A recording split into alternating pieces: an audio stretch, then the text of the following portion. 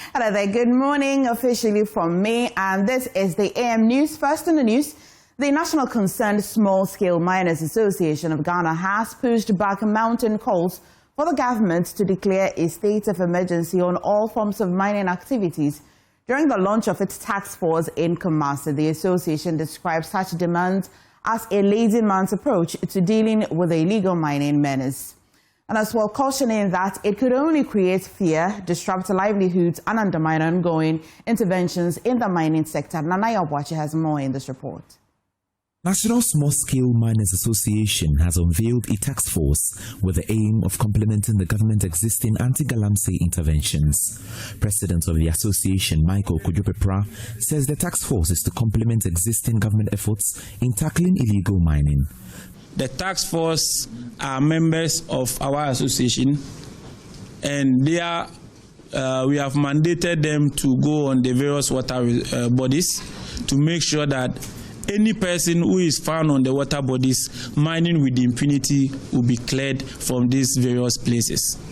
More so, when the media is talking about illegal mining, they box small-scale miners and illegal miners. One, there's a distinction between anybody who is engaging in illegal mining and somebody who has acquired a license to mine. The methodologies are different in the sense that somebody who is mining on the belly of a river has never been licensed to mine. So we are going to inaugurate this task force to make sure that anybody who is on this water body is being cleared off. Michael Kokode-Nwamase says the task force will work closely with state institutions to monitor mining activities, sensitize communities, and promote responsible small-scale mining practices. We are in the communities and we know where these people are. And in so doing, the task force will work with the media so that people would understand the need to make sure that the people who are on the various water bodies are being cleared off. Because when the pressure comes, people always box small-scale miners and illegal miners. And that is what we want to let the country and guests to know, that small-scale miners are Ghanaians who have acquired their license and they are mining in the frame of the law. So anybody who is being seen mining with impunity and destroying our various water bodies, this task force is mandated to make sure these people are cleared off. Meanwhile, the debate on the declaration of a state of emergency on Galamsey operations has intensified in recent weeks as CSOs sound the alarm at the destruction of forests, rivers, and farmlands. The small-scale miners group, however, emphasized that a state of emergency could lead to heightened security crackdowns without addressing the root causes of illegal mining, such as unemployment and weak enforcement of mining regulations. According to them, such measures risk stifling legitimate small-scale mining operations and derailing progress made in the sector. We don't support the state of emergency in the sense that it's a lazy man's approach. In 2017-2019, the previous government initiated a partial state of emergency. That is the time Ghana became the leading producer of gold, and that is the time people were in the forest reserve mining with impunity. At the end of the day, the military that were sent to go and help in salvage the issue were accomplices in that situation. Ghana is not in a dire situation. And as a matter of fact, these things can be resolved. One, by using the peer review system. Small-scale miners are going to be the watchdogs in the various communities. And by using the bottom-up approach, we can at least make a better impact in this Galamsey problem. For JoyNews, Nana Bochedanko-Yadom, Kumasi. Now, the mounting public pressure demanding more radical government action against illegal mining is beginning to pay off. Lands and Natural Resources Minister Emmanuel Amakofi-Boa has announced that government will be declaring forest reserves and water bodies as national security zones. He, however, fell short of indicating when or if a state of emergency will be declared as demanded by anti-Galamsey campaigners. And there's more in this report.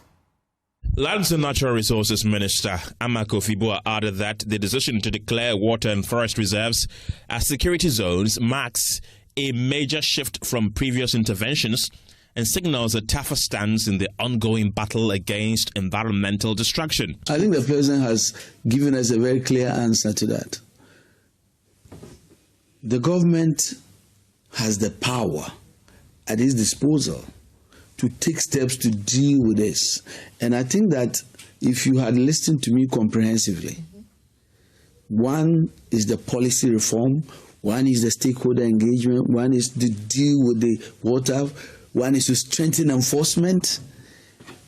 All of these things that I'm talking about, why did we establish the Blue Water Guards? And now, just in the last week or so, the President has made it very clear that we are moving a step that says that all the water bodies and the forest reserves are going to be national security zones. You know what that means? Stress zone, no go. And we are now preparing to deploy permanent security forces in these areas. While this has fallen short of a declaration of a state of emergency, which has continuously been demanded by CSOs and other bodies, other officials of the Mahama administration have backed the calls. CEO of the Environmental Protection Authority, Professor Nana Ama-Kluche, is one of them. And in all of these things, as Erasmus said, for me, it has to go. We have to go radical. And it's not as if we don't have what it takes to go radical. We do have what it takes to go radical. So what is let me give you one simple example. Right. You see a site on the screen now. If you have an airplane, a military airplane, fly there and shoot one or two, will they come back tomorrow? Will they not tell the other people, other miners in other sites that this is their approach and they should flee for their life? They will. So we've had election, which is a democratic election, and we got 8 people died. Some died without records and all of that. If we are really at a war, can't we do this example for people to scare off the mining site? Civil society groups will be closely watching how this new policy unfolds, given the economic and political interests tied to Galamsey. Also, the president of the Pharmaceutical Society of Ghana, Dr. Samuel Kokode-Nwamase, has raised fresh alarm over illegal mining, warning that the menace has now escalated into a national health emergency. Speaking at the 89th annual general meeting of the society in Cape Coast, Dr. Kokode-Nwamase cautioned that contamination of water bodies from Galamsey activities threatens the integrity of locally manufactured medicines, putting Ghana's pharmaceutical sovereignty and public health at serious risk. The 89th Annual General Meeting of the Pharmaceutical Society of Ghana, PSGH, came off at the University of Cape Coast on the theme, Strengthening Pharmacy for Primary Health Care. Addressing the official opening ceremony of the meeting, the president of PSGH, Pharm Dr. Samuel Kokode-Nwamase, recognized illegal mining as a threat to primary health care, noting its impacts on pharmaceutical sovereignty. Illegal small-scale mining and its accompanying environmental devastation is undeniably affecting the health care of many individuals. Waterways contaminated with mercury and cyanide, lead, copper, and various heavy metals. These environmental crimes have severe health consequences, including waterborne diseases, dermatological disorders, respiratory illnesses, and heavy metal poisoning. However, the impact of Galamsey extends beyond immediate health concerns to threaten our pharmaceutical sovereignty. Ghana currently depends on 70% of its medicines from imports. The locally produced medicines provide quality water for production, especially infusion manufacturing. When our water treatment plant shuts down due to Galamsey-related pollution, we would face a catastrophic scenario. And we will not only import our medicines, but we would completely collapse the pharmaceutical industry, local pharmaceutical industry. Gracing the occasion as a special guest, the Omahin of Ogwa traditional area, Osaberima Dr. Nana Kwesi-Atta II, acknowledged pharmacists as frontline responders, reiterating the impact of illegal mining on the health of Ghanaians. We cannot gather here to talk about health and ignore the ongoing devastation caused by Galamsey. These illegal mining operations are not just destroying our lands and water bodies, they are compromising the health of generations. The destruction of our lands and the water bodies through illegal mining is no longer only an environmental crisis, it is a health emergency. We cannot continue to fold our arms. We ask the government, traditional rulers, myself, environmentalists, healthcare workers, and indeed all of us to come together and fight this canker. The Central Regional Minister, JoyNews, representing President Mahama at the meeting, noted that community pharmacists will be integrated into the country's healthcare delivery system. The government, therefore, pledges to create more opportunities for the recruitment, training, and deployment of pharmacists across the health system so that no community is left behind. From Cape Coast, Abigail Lissel and Koma reports for JoyNews. Africa takes a bold step into the future as Accra plays host to the very first Pan-African Artificial Intelligence Summit. Leaders, innovators and policymakers from across the continent are gathering under one roof to explore how AI can transform economies, create jobs and sharpen Africa's competitive edge on the global stage. The summit was just not talk as well. It was about action, collaboration and shaping ethical AI solutions built for African realities. There's actually more in this report coming up. Africa takes a bold step forward as Accra hosts the maiden two-day Pan-African Artificial Intelligence Summit. For the first time, leaders, innovators and policymakers from across the continent came under one roof to chart how AI can transform economies, create jobs and give Africa a sharper edge on the global stage. On the final day, one of the organizers, Felix Donko, highlighted the positive impact AI could have on Africa's youth, emphasizing the opportunities it presents for innovation and problem solving. We are preaching to young ones here in Ghana and also Africa in the diaspora that the technology that is actually surfacing, they have to embrace it. They have to want to be part of the new advancement that is coming. They have to upskill themselves to understand and make sure that they know what this can do for them and to take them to the next level of their careers. The summit also featured leaders like Carlos Amwako, CEO of Alpha Factor Technologies, urging African youth to not worry about funding. He reminded them that across the continent, institutions are ready to back innovative problem-solving ideas. All that's needed is vision and creativity. So, first and foremost, there are a lot of incubators around. There's a lot of information on the internet. There are a lot of companies willing to sponsor. The whole thing is making sure that you have a great idea. Find a problem and solve it. The two-day summit concluded with a fierce pitch competition showcasing innovative AI solutions from young Africans tackling real societal challenges. Emerging victorious was Efia AI, taking home a $1,000 prize for their groundbreaking AI project aimed at addressing misdiagnosis and underdiagnosis of COPD. We're solving the misdiagnosis of COPD in Ghana and underdiagnosis. Currently, Ghana is very expensive for somebody to be able to diagnose if you have COPD or not, and it's expensive for the average Ghanaian. So we are providing a solution that does that anywhere in the world and anywhere in Ghana. So my grandma has asthma and it's a respiratory disease, and I was just looking at how I could come up with a solution which can help her. And along the line, I came across this disease, COPD, and I realized that it's actually more underdiagnosed than asthma. With the two-day Pan-African AI Summit now concluded, Africa has showcased its talent, innovation and vision for the future.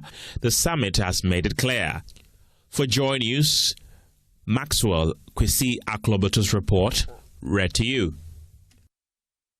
Now, the Office of the Attorney General and Ministry of Justice has revealed that many public sector institutions do not follow due process in managing public service contracts as required by law. The Solicitor General, Helen Ziwu, made this known at the opening of a 3-day capacity building workshop for 26 lawyers from the 16 regional commands at the headquarters of the Ghana Immigration Service.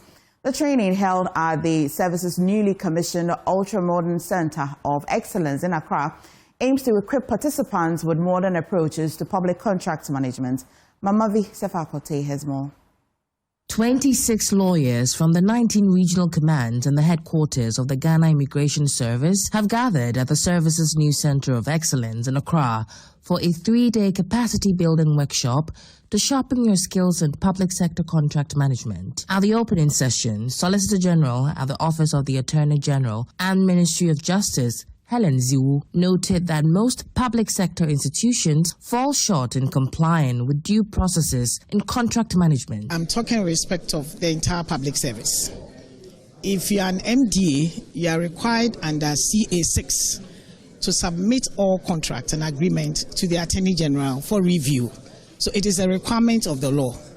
And over the years, we have experienced that they do not go through all the due processes. Especially when it comes to the procurements, they do not. When it comes to negotiating of the agreement, some of the clauses are badly drafted. So we thought that it's an opportunity to share our experiences and also take them through the rules and the laws of procurement as well as contract drafting. The Controller General of the Ghana Immigration Service, Samuel Basintali Amadu, explained that the workshop is essential to equip the service's legal team with modern tools to meet changing global standards. Ghana Immigration Service as a public institution engages in a lot of contracts. Most of our partners are international in character, and we mostly have agreements and memorandums guiding our operations and dealings with them. All these require legal inputs. This is the simple reason why there is the need to update our lawyers across the country in current trends in contract management, contract drafting, entering into treaties or whatever you will call it. He also touched on the repatriation of ECOWAS nationals residing in Ghana, outlining measures the service is putting in place to regulate their stay and ensure compliance with immigration policies. Every day we hear Ghanaians complain that our country is flooded by ECOWAS nationals. Yes, the ECOWAS protocols allow them to reside and establish here. It is crime that we need to check. If they are involved in crime, once we apprehend you, on daily basis, we repatriate not less than on average of 50, 60 ECOWAS nationals back to their countries. Niger, Nigeria, Mali, Burkina Faso, Cote d'Ivoire. Some of them are even involved in illegal mining. On daily basis, we repatriate them, but we don't have to come telling you that, hey, come and listen, today we are sending this much. No. We are doing our work. The 3-day workshop is expected to sharpen the skills of the service's legal team, ensuring greater compliance in public sector contract management and strengthening Ghana's immigration framework. Mama V. Sefakote's report for JoyNews. Well, the Food and Beverages Association of Ghana is warning of possible increase in prices of goods on the market following the decision of the Public Utilities Regulatory Commission to increase electricity tariffs by 1.14% for all consumer categories effective October 1, 2025. Speaking to Joy Business, Chairman of the Food and Beverages Association of Ghana, John Awini, said businesses will be forced to pass down the cost to consumers in order to support the cost of doing business. It is obviously going to lead to higher prices. Come first week of October, go to the Makola market, not only our food and beverage, but go to Makola, go to Madina, go to Malata. Tomato prices will go up, onion will go up. They will tell you that, oh, Oma to power, Oma to power, Oma to power. That's all what they will say. So essentially, the whole, in fact, businesses haven't recovered from the previous shocks of the happenings of the previous government. So if businesses are not trying to recover, more especially right now, we have the cedi depreciating against the major currency, particularly the dollar. These are losses that we are making.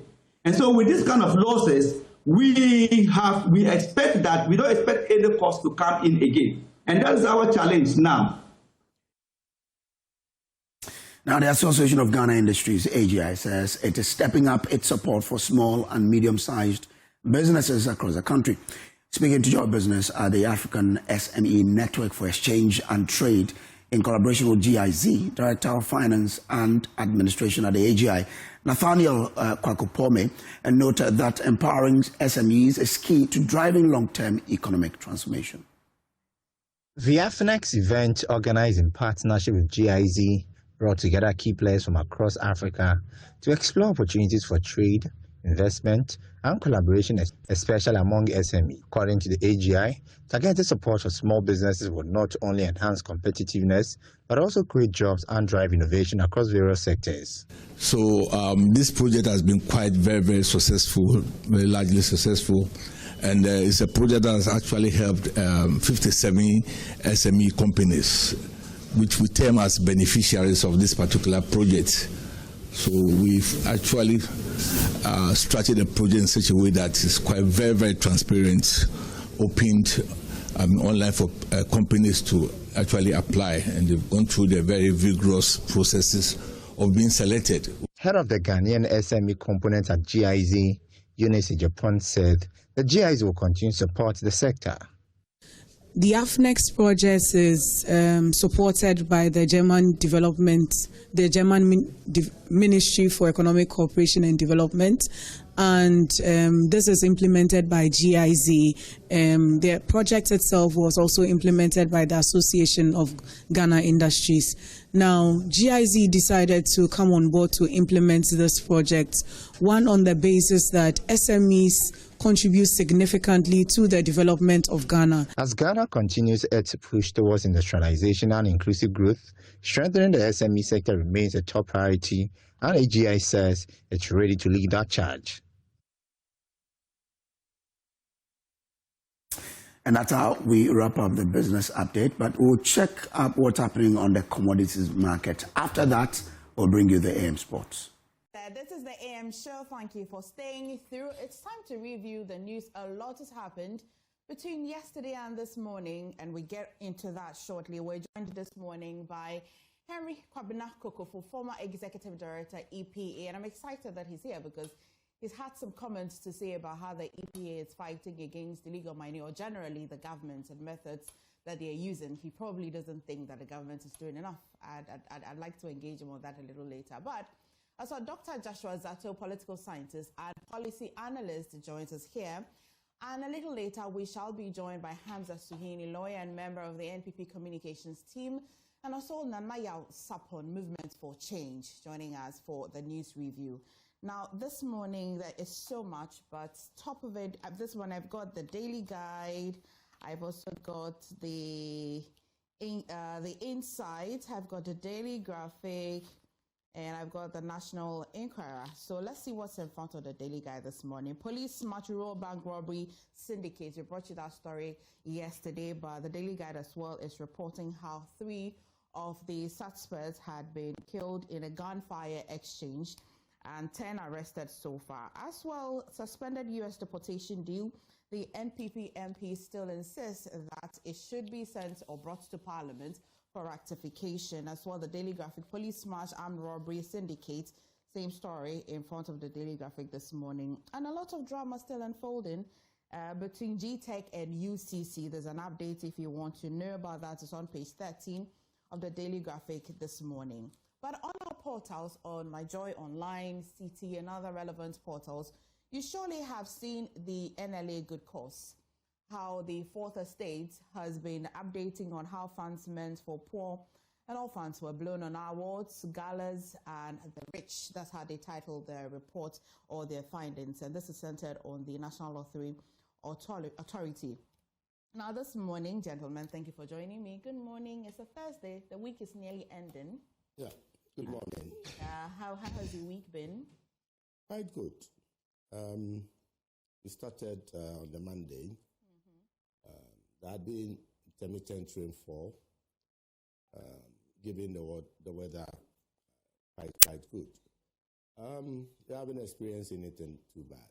Last week or so, 2 weeks, we had a cause to mourn with the Otumfo in Kumasi.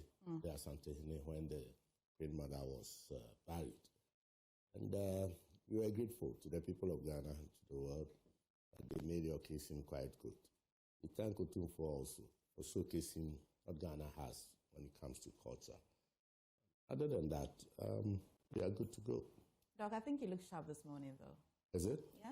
Thank you for the compliment. Dr. Zato as well, and Nana. So these two men started the argument even before they came up into the studio. I just want you to know so that you're all on guard when they start. But Dr. Zato, it's been quite an eventful week, right? Let's probably get straight into the NLA good cause. And I think it's quite topical, especially because that report by Fourth Estate, when they released it, it got my attention. I decided to look at the act and look at what exactly good cause is. And so I'd like to really let us start with that one, first of all, okay? Well, let us, Dr. Joshua, let's start with that with you.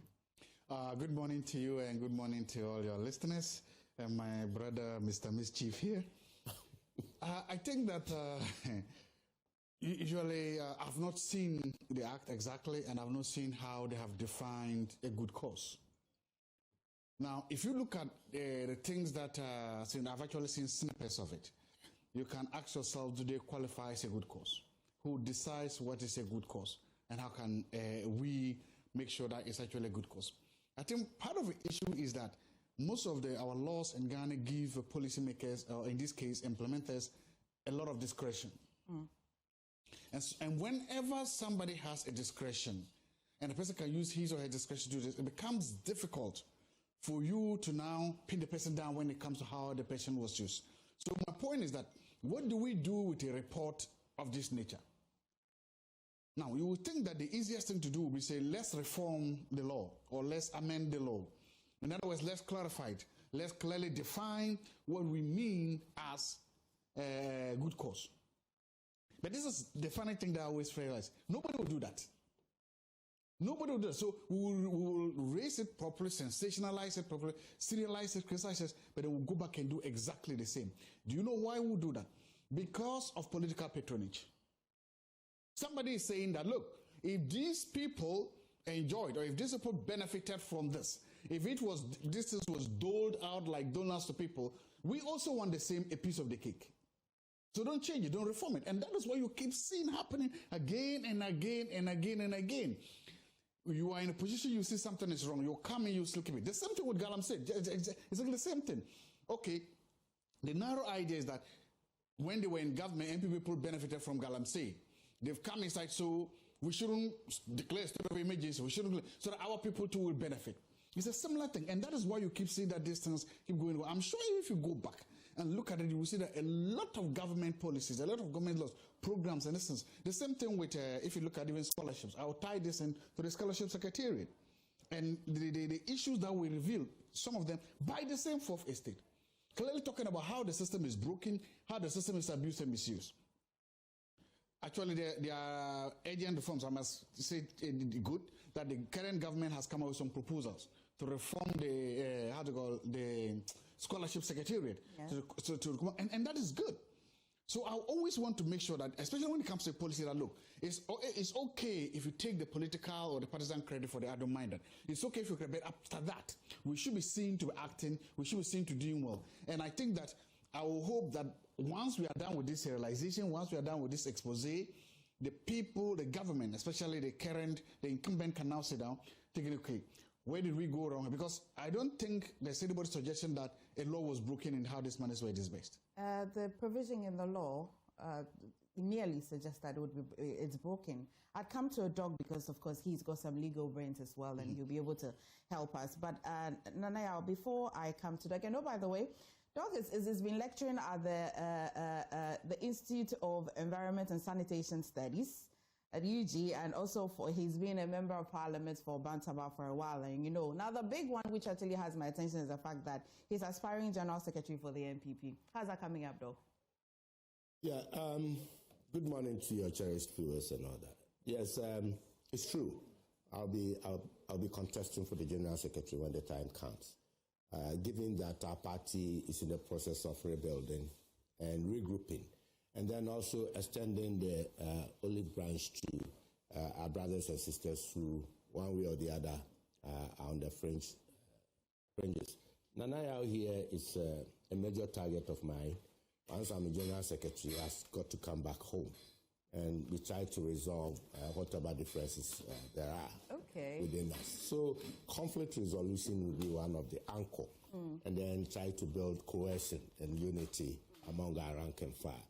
Whoever emerges as a flag bearer will have the support of all of us to move on. So that is it.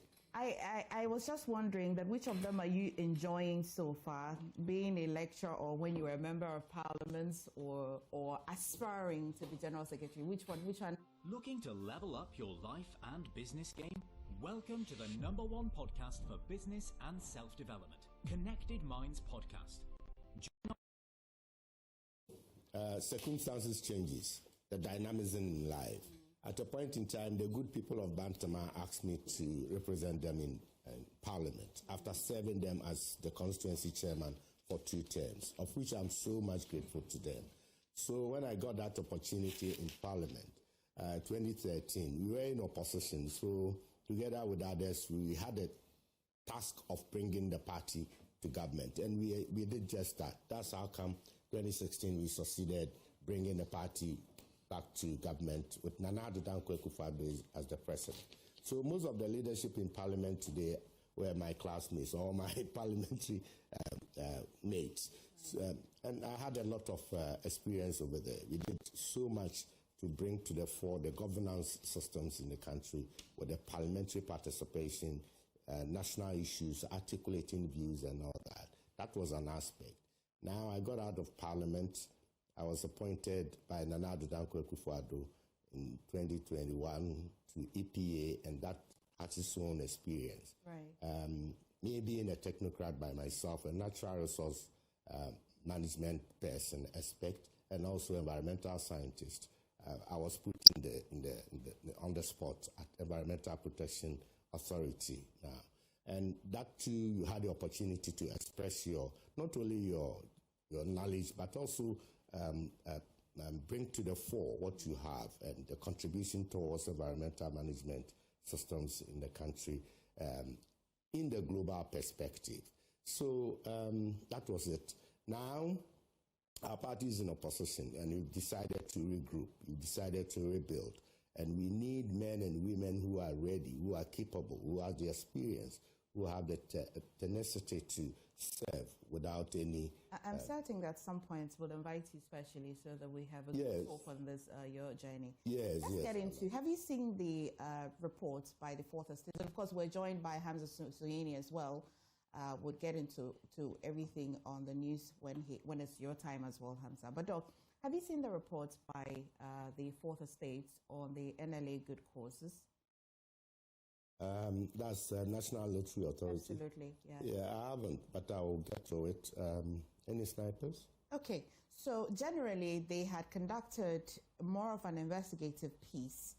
And in 2021, the National Lottery Authority, under the leadership of Samuel Wuku, as the then Director General, set up what it called the Good Causes Foundation. Now, under that, Doc, particularly the act that governs the NLA provides that you set up a certain special fund that you'll be using to at least fund certain good causes.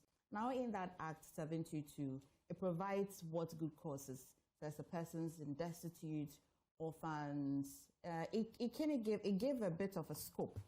The said law said that they shall be conducted as part of the operations of National Lotto, a lottery with the object of providing care and protection for the physically or mentally afflicted, the needy, the aged, orphans, and destitute.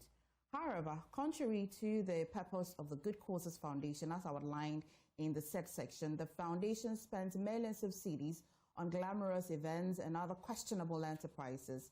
Now, data available to the Fourth Estate on the foundation's disbursements shows that a lot of the monies was spent on sponsorship of elite organizations and events. For example, the EMY Africa Awards received 90,000. The Ghana CEO Awards got 350,000. Gabia Sario Tridako Africa Prosperity Network Awards had 250,000, while the GIPC Ghana Club 100 Awards also received 200,000. The Ashanti Business Leaders Excellence Awards received 50,000, while Great Africa Publication has all got 80,000 Ghana cedis.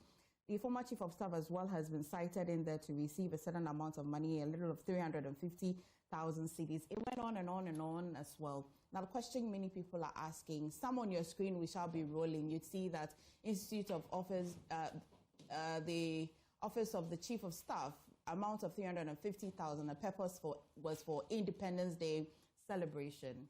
Now, it has sparked the debate about what really, were all of these things, can we categorize them as good causes? Well, it's a difficult subject because of the discretionary powers that authority that's inherent in the law. What might be a good cause to you may not necessarily be a good cause to the other. But I heard you spelling out certain activities or certain group of people that can be looked at. That those are the social services, if I get it right.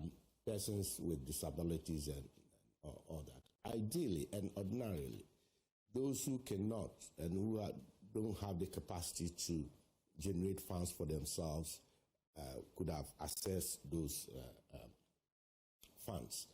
But with what is being showcased out there may also fall within the category, depending upon how it's being looked at. For instance, if we are sponsoring 10th anniversary of Atamil's Institute. Yeah. Yes, we are talking about a whole institution. I mean, a former president, a late president, whose ideals and legacies cannot be left to go waste or to vamoose into thin air. So there's a need to sustain.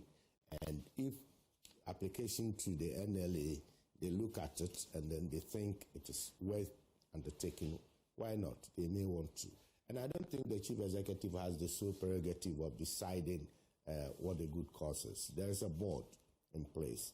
So if, and I don't know how the applications are done, but if application comes in and the chief executive and management deem it so fit and the board approves of it, then so be it. I mean, but if we think as a people that there is the need to change some aspects of the law to make specifics what really a good cause is, that would be another Jack, you give me a moment. We shall get to the point where you profess some recommendations, but I shall go on to invite the gentleman who did the substantive work on this piece, Seth J. Bokpe. He is associate editor, The Fourth Estate. At least he puts this research into proper context for us. Seth, thank you for joining us this morning on the show. What triggered this investigative piece? While I know it's generally in your DNA to want to fetch information and some sort of accountability, what triggered this particular research? Thank you very much for having me. I must say you are grateful for this opportunity to give some clarity. But I didn't do this story alone. I did it with colleagues, William Jalula and Philip Agove. Right. Now, to the story. Now, we've been, for a while now, we've heard about how the NLA Post Foundation has been using funds inappropriately. Because if you read the 2-3 of NLA at 7.2, it specifically states what funds meant for the Post Foundation are supposed to be used for. And with your permission, let me read. Sure. That it shall be conducted as part of the operations of the National Lottery.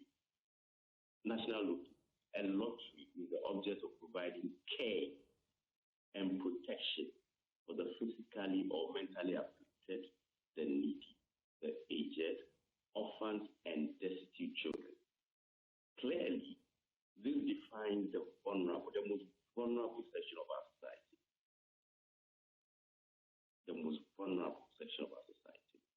But if you look at the funds that were disbursed, you will find that a tall list of the people or institutions on this list do not define what vulnerability is. At best, they are the most elite society, the elite members of our society, not just in Ghana, but beyond. Because, for instance, Gov't Africa Prosperity Network Awards organized events that awarded people outside our country. GIP, Ghana Club 100 Awards, have the top 100 companies in our country being awarded. How does that in any way define vulnerability? Well, Africa Publication, what's the name? Ghana Women of the Year Award. How does that define vulnerability? It does not. Well, in your findings, as you may know, every institution would be allowed to at least undergo a certain corporate social responsibilities. In your research and in your findings, did you discover whether or not this good causes is under their corporate social responsibility, or this is an entirely different fund or different policy that they're supposed to? This is separate. There's the good causes, then there's the corporate social responsibility, which every institution undertakes. Did you discover this, or they're all one? However, this is a fantastic question. 1,000 applause to you for this. You know why? The NLA on June 8, 2022, registered the Good Causes Foundation, right? It has trustees, it has this. Let me give you a list of the trustees at the time. The trustees, they registered executive council members or directors of the Good Causes Foundation. Samuel who was then the Director General. We have Juliana Bruce. We had Joanna Francis. Amma Frempong, who was the coordinator. Nana Ifua to the east. Nana Eya. I can't mention the last name. Philip Enin. Right. And specifically, listen to what they registered this NGO for. Right? Please listen. To provide the support and relief to the marginalized in society, the vulnerable, people with disability, orphans, widows, the elderly, and impoverished communities. This is what they registered at the Office of Registrar of Companies in 2022 for. Okay. So if you go beyond this to spend money on some of the things we mentioned, so this fund, this monies that they disbursed, you can confirm to me that they were directly from the funds from this NGO that they had registered. The documentation we had says disbursement from Good Causes Foundation. It doesn't say what's the name? Corporate social responsibility. Okay. Right? Good Causes Foundation. In any case, Good Causes Foundation is a corporate social responsibility of the organization. Okay. Okay. So I think there's a difference between corporate social responsibility and your marketing plan. If your marketing plan is to sell Caritas, Caritas is supposed to be the venue from which they raise money for the Good Causes Foundation. If you decide to use that platform, market that platform, you can use money from the Good Causes Foundation, as you have explicitly stated in the law. How do you tell me that training of lawyers is for Good Causes Foundation? I think this clarity is what we needed, and Seth, I'm glad that you've been able to join us this morning to at least bring just this very apt clarity. We definitely will be coming to you in the subsequent bulletins, even not on the morning show, a little later in the day. So please hang in there and stay with me. I really appreciate the time this morning. You're welcome, sure. Thank you. Nana, Doc, I'd come to you because you're almost at the recommendations, but let me go to the other panelists and I'll come to you. Nana, have you seen those Good Causes and have you heard Seth? Yes, thank you, my friend, and good morning to Wafa and my colleagues. Yeah, Wafa is indeed contestant for the General Secretaryship of the declining party. And I wish him well. You know, he was MP for Bantama, one of the biggest constituencies in the Ashanti. It's unfortunate he's contesting for the General Secretaryship at this time. It's good. Persons like him, I always say that the former MPs and the very senior persons should take over the party. And let's see what they can do. Good causes. So when the news came up in I tried to read a little about what good causes Foundation actually was, as stated by the gentleman you just interviewed, is actually the social corporate responsibility wing of the NLA. And my little research into this when I went to their website was that it was formerly called Special Projects.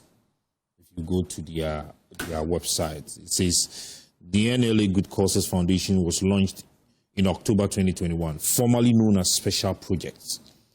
And if you read what they have on their website, and if you read what they have in the Act, that is the Act, National Lotto Act 2006, Act 722, the Section 2, Clause 3, there is a clear definition. There is no ambiguity. There is no place that talks about discretion. It is stated clearly. And I don't know if the gentleman read it, but let me just read what he did. So that the provision. You will notice that there is a clear definition of what good causes are into. Also, the operational activities, the kinds of persons who can benefit from the foundation. It's clearly stated. And so when there is a definition and you go beyond that, under the guise of discretional powers, then you are not being fair to yourself. You are not being fair to the act that did establish you. And that is another definition of what we call corruption. You understand? Right. Yes, it's not just you taking the money to do what you want, but what the provision in the Act what says. the provision in the Act says. Okay. All right, so CEO's awards. Meanwhile, the Act or the provision in the Act is talking about the vulnerable in society, communities that are deprived. So just yesterday I saw a video of a community that has a borehole, but I think that the mechanism was broken. And the cost of repairs was less than 500 Ghana cedis. And so these are some of the projects the good. But they live in a constituency, do they not? They live in a constituency, but the constituency, the MP is not supposed to be responsible for that. Yes, it is a district assembly, but if it is everything that the district assembly is supposed to do, then we will not be here today. Of course, there are members of that community that stake lotto. It is out of the resources or the revenue that they generate that they use a percentage of it for the good. Now, you ask a question. We would need to define what a good cause is. Because the Act already said. And also, if you listen to the gentleman, and because of my time today, I'm going to be very up to the time. The gentleman says that the foundation which they registered, they said what they were going to be. Probably that is a definition of NLA, but a general definition, a dictionary definition of what a good cause is, would also state clearly. It will be very ambiguous because... No, that will not be ambiguous. It says a worthy cause of an activity that helps others. Africa Prosperity Network, can I helps that? Helps who? Prosperity. But let me let's not be mischievous on this. Hamza. Helps who? CEO's awards? My argument is if we take it to the dictionary meaning... Putting CEOs together to give them an award and they cannot sponsor their own activities, then to what are they CEOs? Let me go to Hamza. Hamza. If you read the report, they went on to say that the response from the then director of the NLA says that the law allows the NLA, in consultation with its board and the finance ministry, to support broader obligation to society. He argued that, noting that the authority had also supported prisons, the Ghana Police Service, and community-based projects. However, he is unable to identify specific provisions of the law that permitted such expenditure. Good morning to you, MFI, and of course, good morning to my colleagues in the studio, Dr. Zato in particular. You see, but what? MFI, you see, that is the hypocrisy that I found repulsive in this country, especially when it comes to debates surrounding corruption. This is self-explanatory. The NLA Good Causes Foundation is not a stand-alone foundation. It has its roots in the NLA Act. And if you look at Section 3, Clause 2 of that particular act, it states clearly the intended purpose of such a foundation. And I do not see, for the want of a better word, how an allocation to the Chief of Staff's office falls under that clearly defined purview of the Act. And the Act states, under Section 3, there shall be conduct as part of the operations of National Lotto, a lottery with the object of providing care and protection for the physically or mentally afflicted, the needy, the aged, orphans, and destitute children. Where does the Chief of Staff's office come in? Even if we attempt to overstretch the dictionary meaning of good causes, based on which one can continue on this faulty tangent of trying to rationalize this expenditure. Absolutely unacceptable. And the fact that there are examples of actually spending in a good cause manner does not excuse expenditures of this nature or being misapplication of public funds. Your defense cannot be that there's evidence that I have spent in activities related to good causes, which I can justify, and so forget the excesses or what you term as excesses when it comes to other expenditures. That cannot be so. How can that be a defense? And that is why I was surprised. See, I am sure that if it had to do with officials of the National Democratic Congress on this table, like my senior has done, Dr. Kokofu, trying to rationalize or possibly massage and give corruption a different interpretation to today on this table, his approach would have been totally different, because I've listened to him on different platforms. And for a moment, I was tempted to believe that the condemnation against corruption was nationalistic in character. So if indeed we want to confront corruption, it doesn't matter who is at the saddle.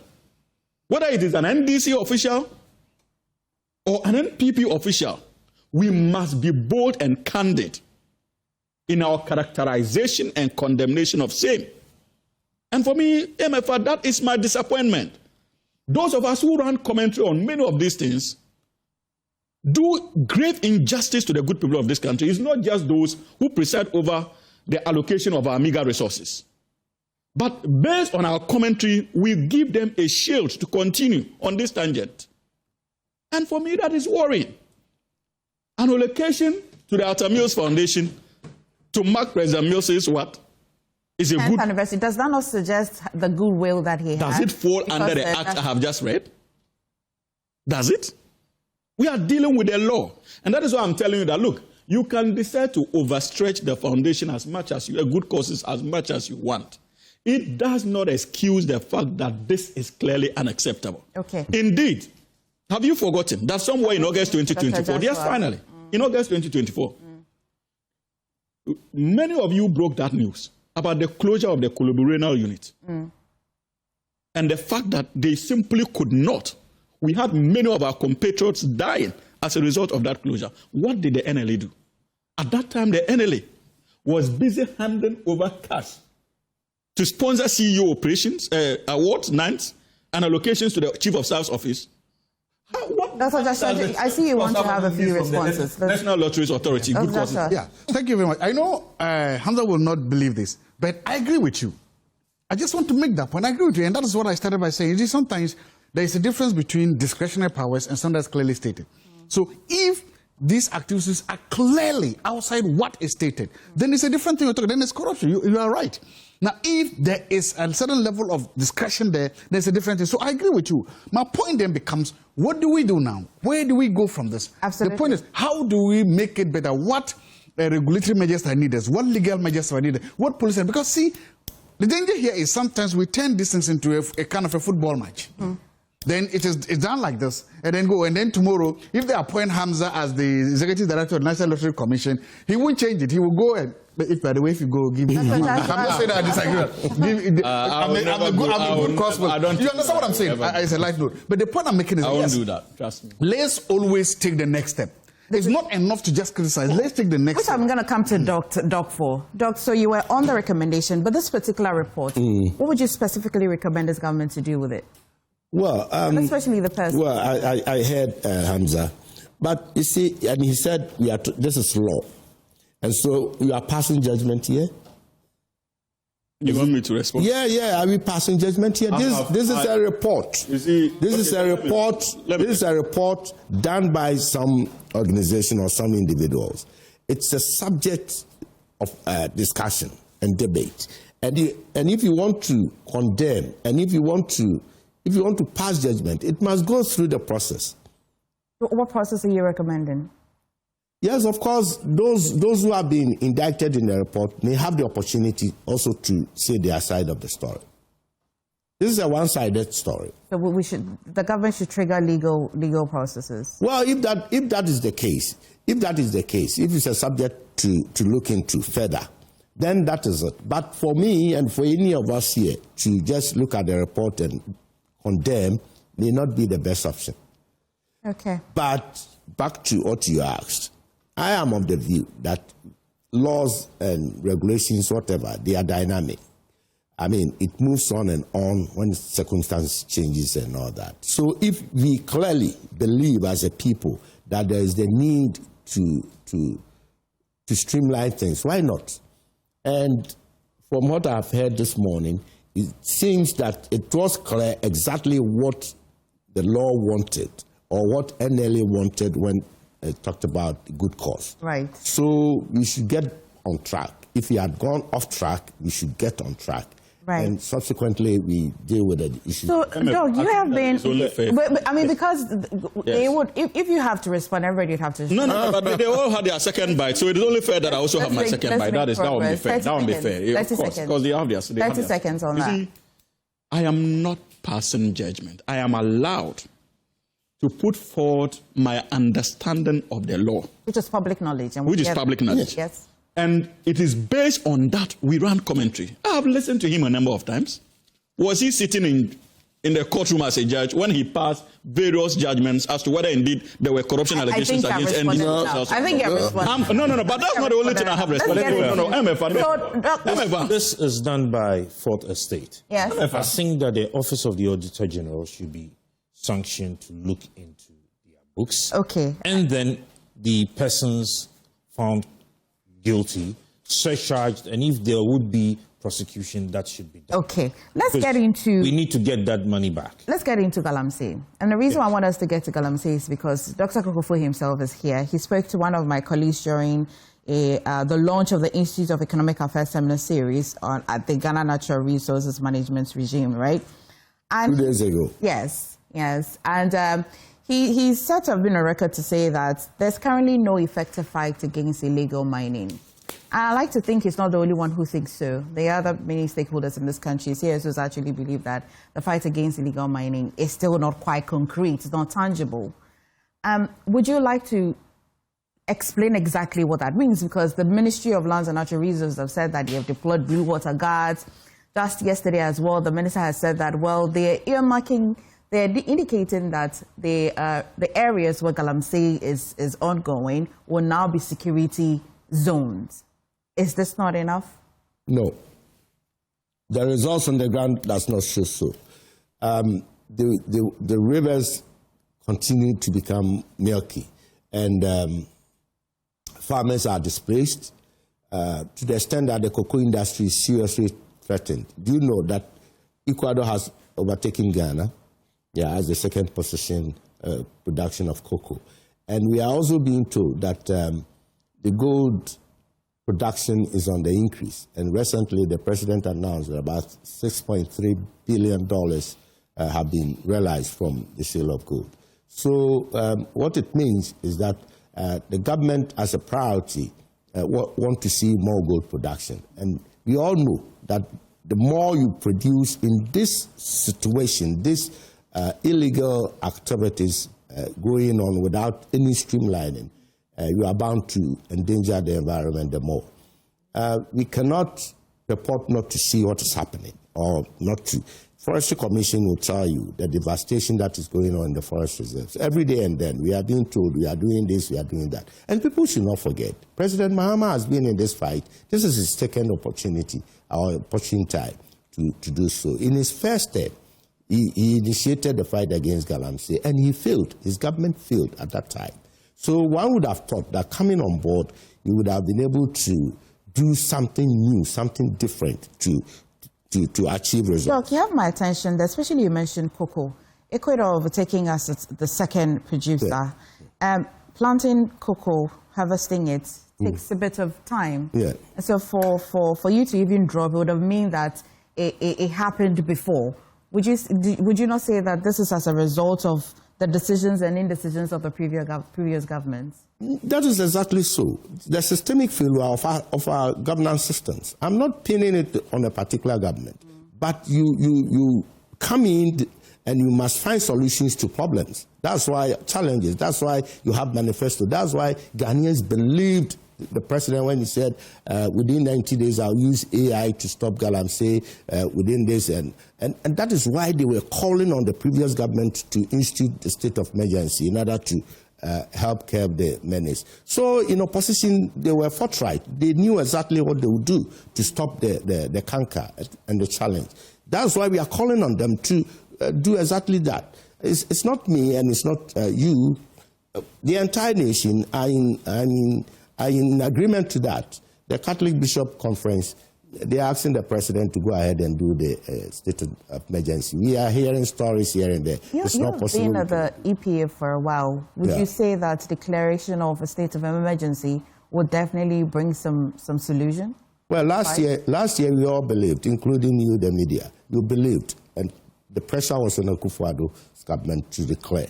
That was the belief, and he did not. The government did not declare. So when the then candidate, Mahama, said, I will do it, people had confidence and believed in him. But do you believe it? I'm asking you because of your expertise at where you were, the authority that you were. Do you believe that declaring it would definitely bring some solutions to the fight? Yeah. It will? Yeah, it will. It's not because you think it was a political promise, so you demand it? No. You just said that the minister has said that they are going to declare all those areas as national security zones. So what's the difference in there? Okay. They are going to do so. Make it concrete. This is a state of emergency at A, B, C, D. Okay. So you cannot be. This is a half-baked kind of thing. Right. Let us go forthright and let us do it as we've said. And if that will help us, so it be. You see, I've been at EPA. People keep on asking what EPA has done, what is EPA doing, and you were there. And let me tell you today that the EPA law, the act that established EPA, Act 490 of 1984, was so weak and a toothless bulldog as a type. So EPA was established without concrete powers to act on its own.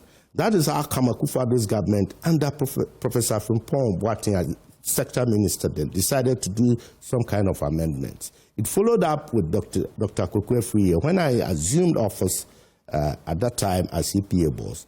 At a cabinet subcommittee meeting, we all agreed, and indeed it was Honorable Damboche who brought it to the fore, that but the way the EPA actors and the recommendation, what you people want to do by way of amendment, can you look at it again? I said, yes, we can. We need a new law altogether. We have got to make EPA an authority clothed with powers, teeth that can bite. So our suggestion was that EPA must be made a quasi-security institution. EPA should have the powers to arrest and detain people. EPA must have a fiat so it can prosecute at the court of law.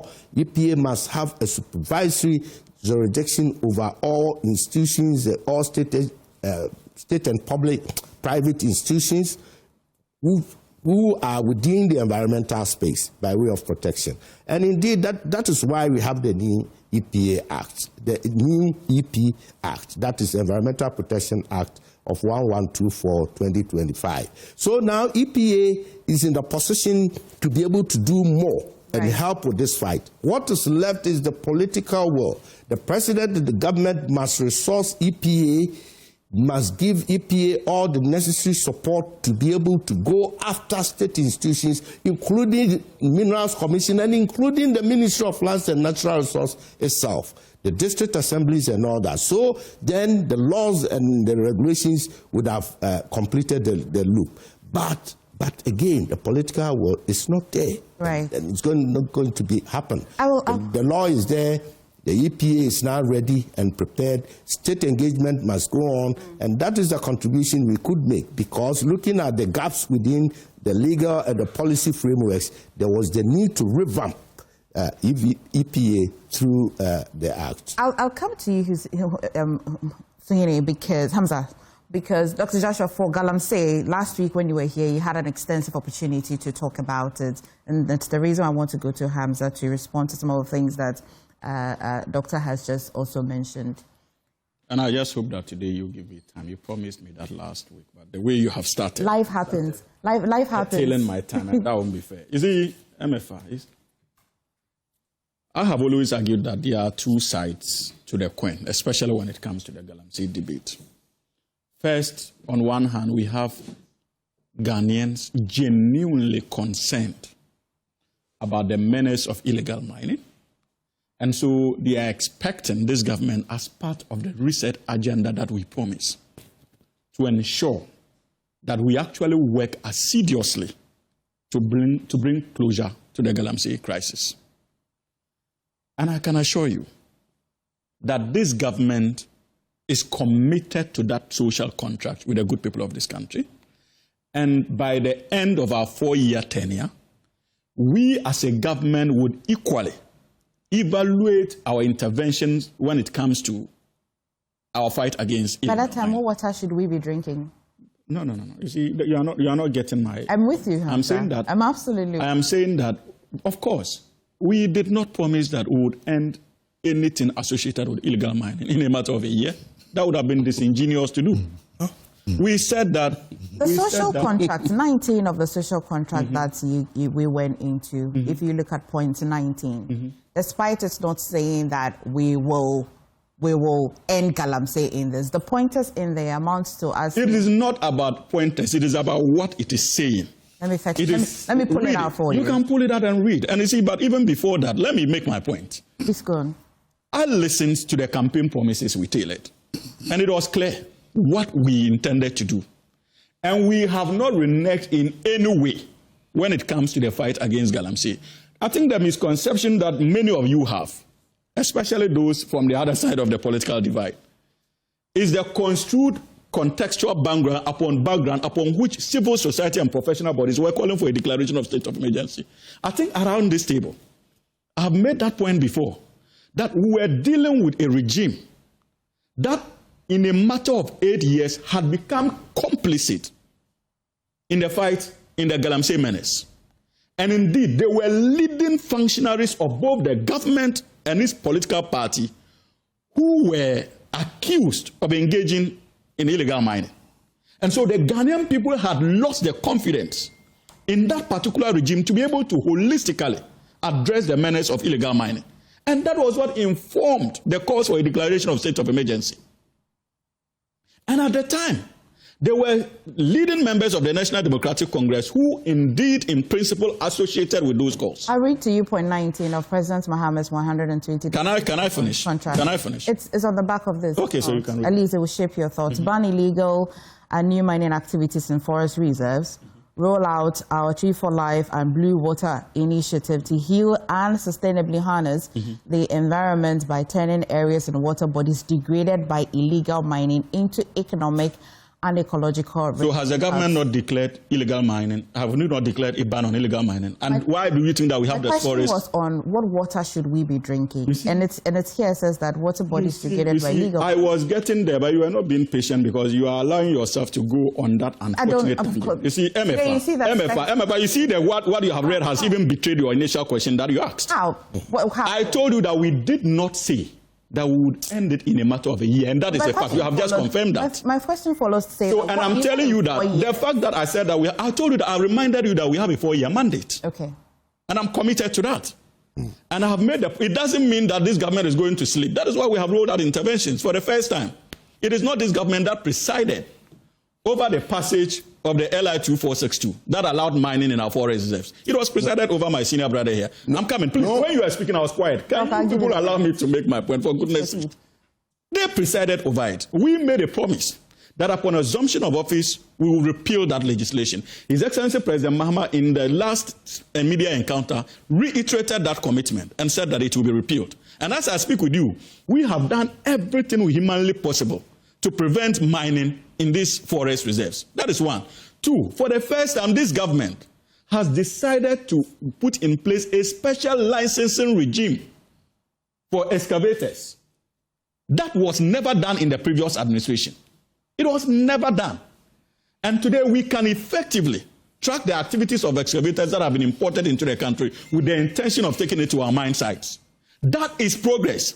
And as a government, we have indicated that we are not taking away the option of a declaration of state of emergency. But we have rolled out a number of policy interventions, including the ARCOMSDEP program and the Blue Water Guard initiative. And if in a matter of a year or two, we take stock, and we are still convinced that at the stage that we find ourselves, the only way out is a declaration of state of emergency. This government will not resist the temptation to declare that state of emergency. I don't think my question is, why have you not declared a state of emergency? I am saying that despite... I think I responded to your question. I was responding to his concern. So let us get that distinction. It's important. That's quite clear. Hamza, my question really is that despite the promises that this government made, whether it is a 3-year term, 4-year term, a 10-year term, whichever mandate that you have, it's not in question. I'm asking about the urgency of it, especially because the devastation of Galamsey, if you look at the Ayensi River turbidity, it soars to 94,800 NTU. That's about 190 times beyond safe limits. That's just my question. You see, that whilst you put on all of the programs and the mechanisms, the vehicles, the tools you use to solve illegal mining, I'm asking, what water shall we be drinking? But you see, that is the mistake you are making, and that's the wrong tangent on which you are proceeding. How so? You see, this is not a government that would engage in the politics of deception.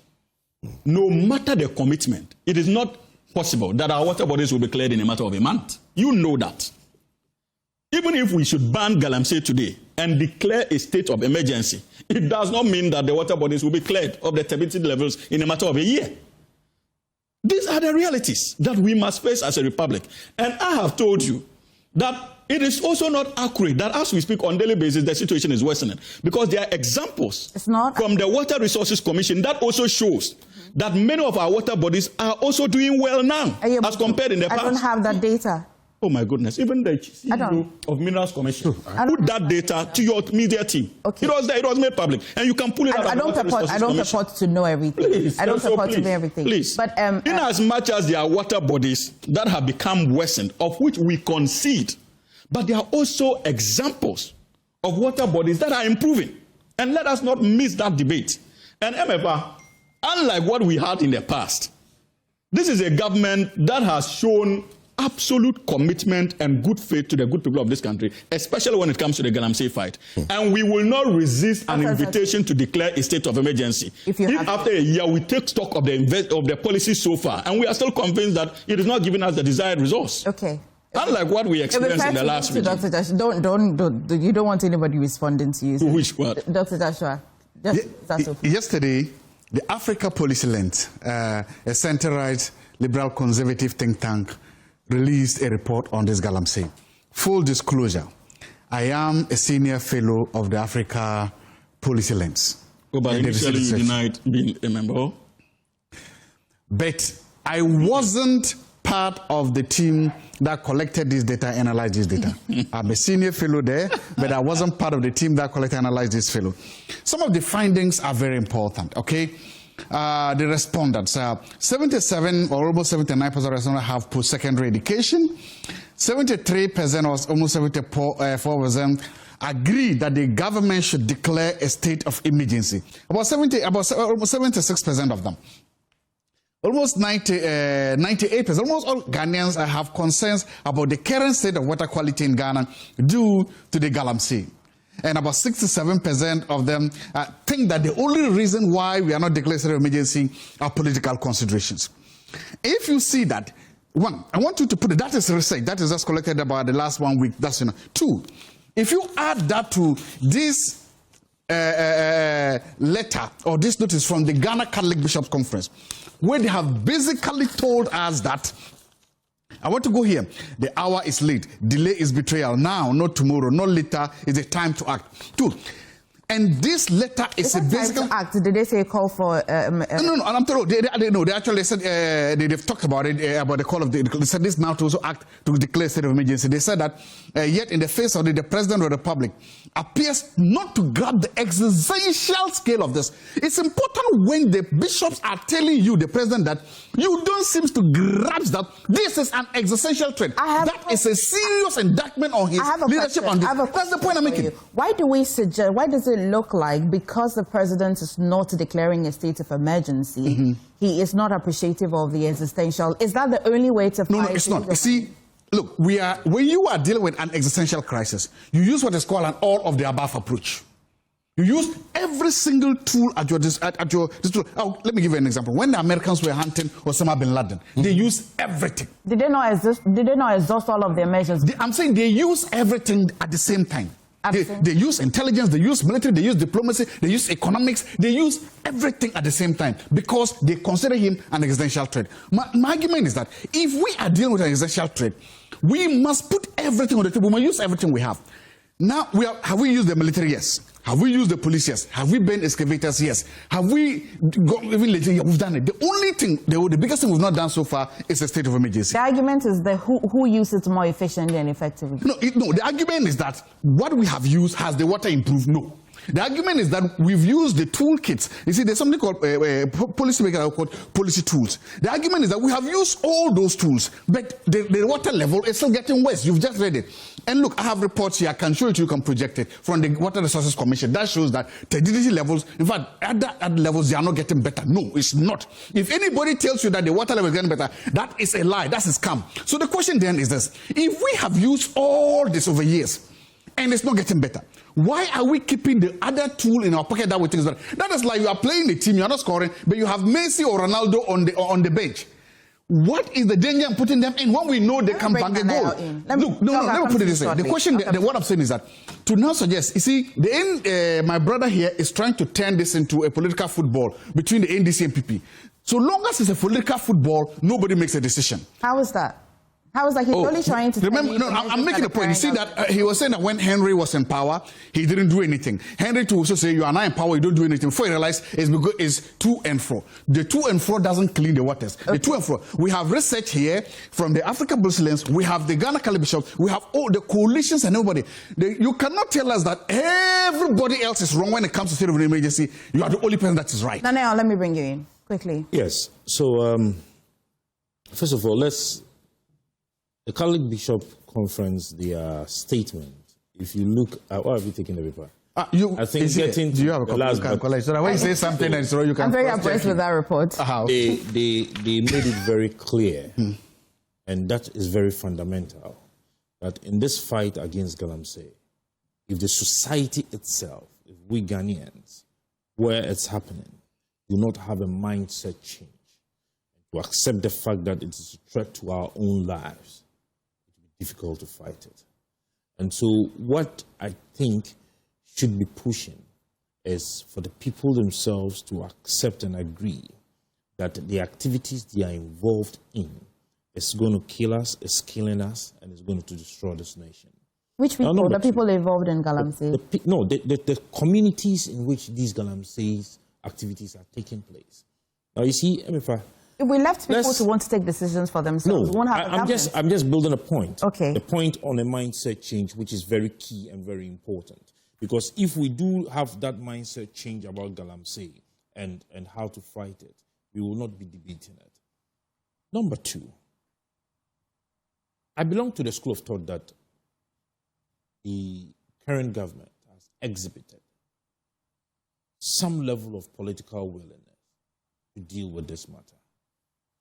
The fight against Galamsey should be treated more of a scientific process than what we are doing now. Indulge me a bit. You belong to the NPP before you broke away to the Movement for Change, right?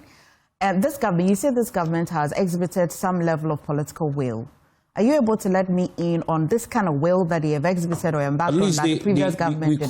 We called for a synchronization of all the agencies and the task forces that were into the fight. We had stated... Which NPP didn't do. We had stated that these things needed to be synchronized. These task forces needed to be synchronized. I mean, he gave us names. We pushed in to certain activities, just like the declaration. They wanted declaration of a state of emergency. And I had stated that state of emergency wasn't going to happen.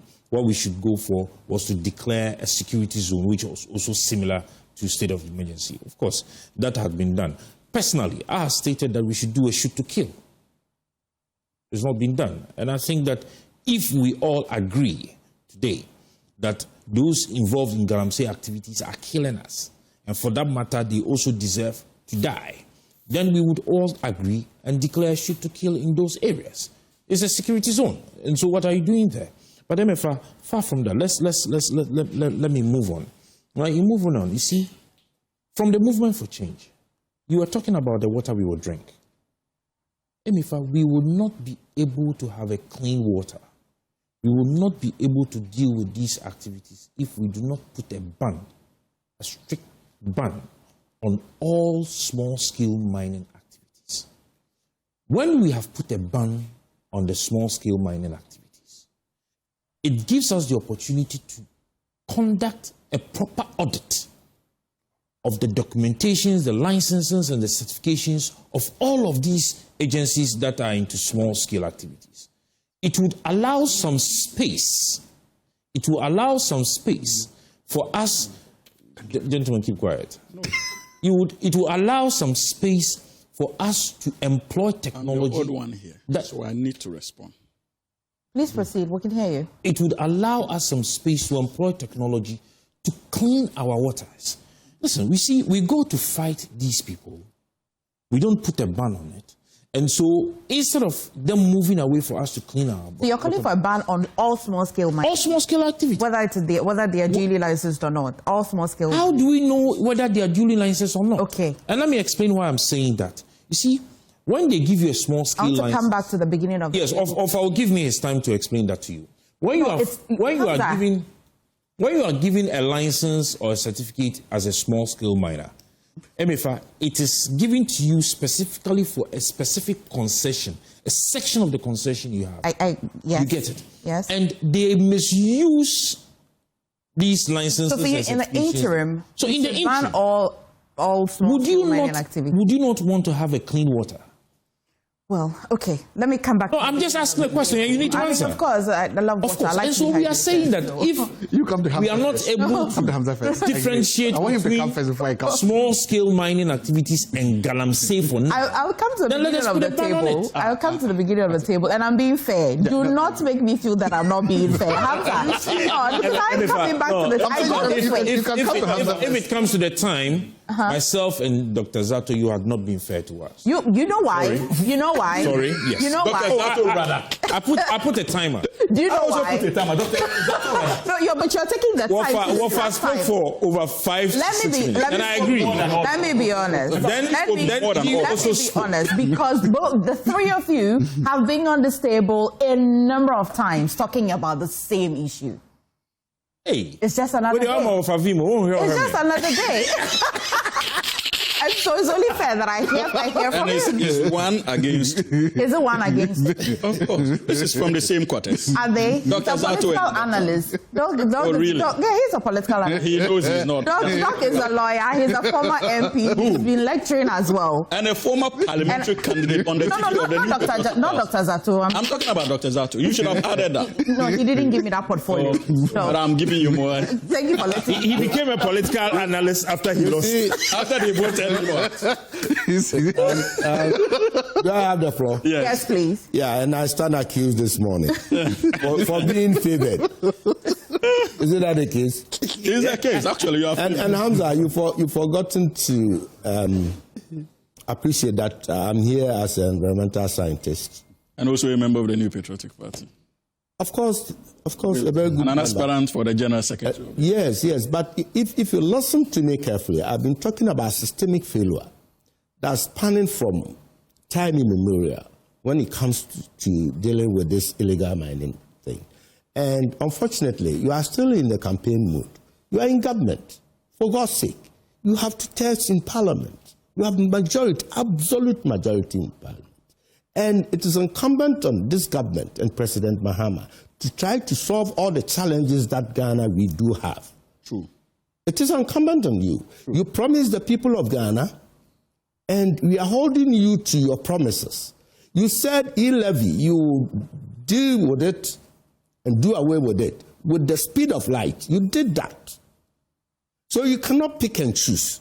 You are talking about mining the forest reserve, and you said Kufuor's government passed it. Let me tell you, more than 30 years ago, they have been mining in the forest reserve. There were no regulations to that.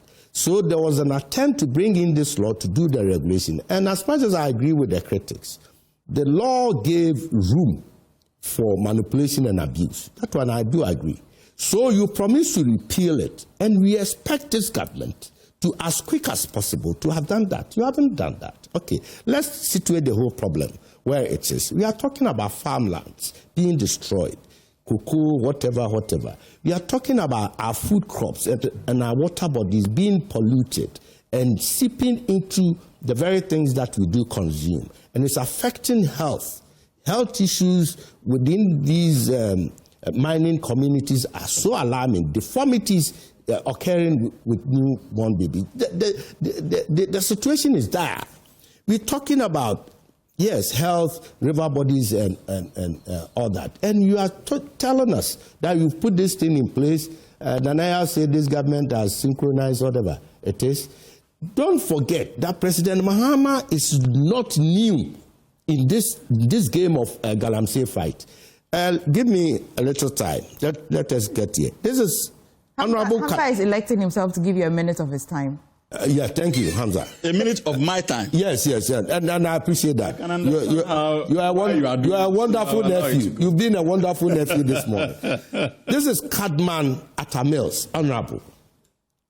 He says, I refuse to pay for the accolades President Mahama and the NDC is receiving for the city's recovery with my health or life. This is what he's saying about Galamsey. And he's up in arms, asking the government to do something critical and drastic about this. And Dr. Zato put it right. You have the two sets. I mean, what you need to do to solve this problem. And the first term in President Mahama's fight against Galamsey, he did all that. Everything was employed, this, that. So coming in again, people thought he's coming in to do something new. And almost all that we've been doing from his time, from President Kufuor's time, we seem not to get in the results. So what is left with us is the state of emergency that we're talking about, if that can help. Nanaya goes to say that shoot to kill. If you declare state of emergency, it means anybody who gets in there risks being fired or being killed. Right. So you are in tune with this. Nanaya, just be bold enough and say state of emergency declaration is the only option left on the table. Come with us. Come with me. Come with the Catholic bishops. Nanaya, we are Catholic. You see, when you're Catholic, can I? Hamza is not. Hamza, two things. You will respond to this, and then you move on to what the minority is demanding in Parliament about ratification. But I also have another shot. You have had a shot. No. As for the Galamsey, we are done with it. Do you know what we're doing? We're not doing a question and answer session. Okay. When you make a submission, and the moderator feels that it needs to be responded to, I allow it. I have some. Of course, you've got to give me that credit. Yeah. See, MFA, you have it. Well, let me indicate that I can understand your posture against me this morning in terms of the time. Why?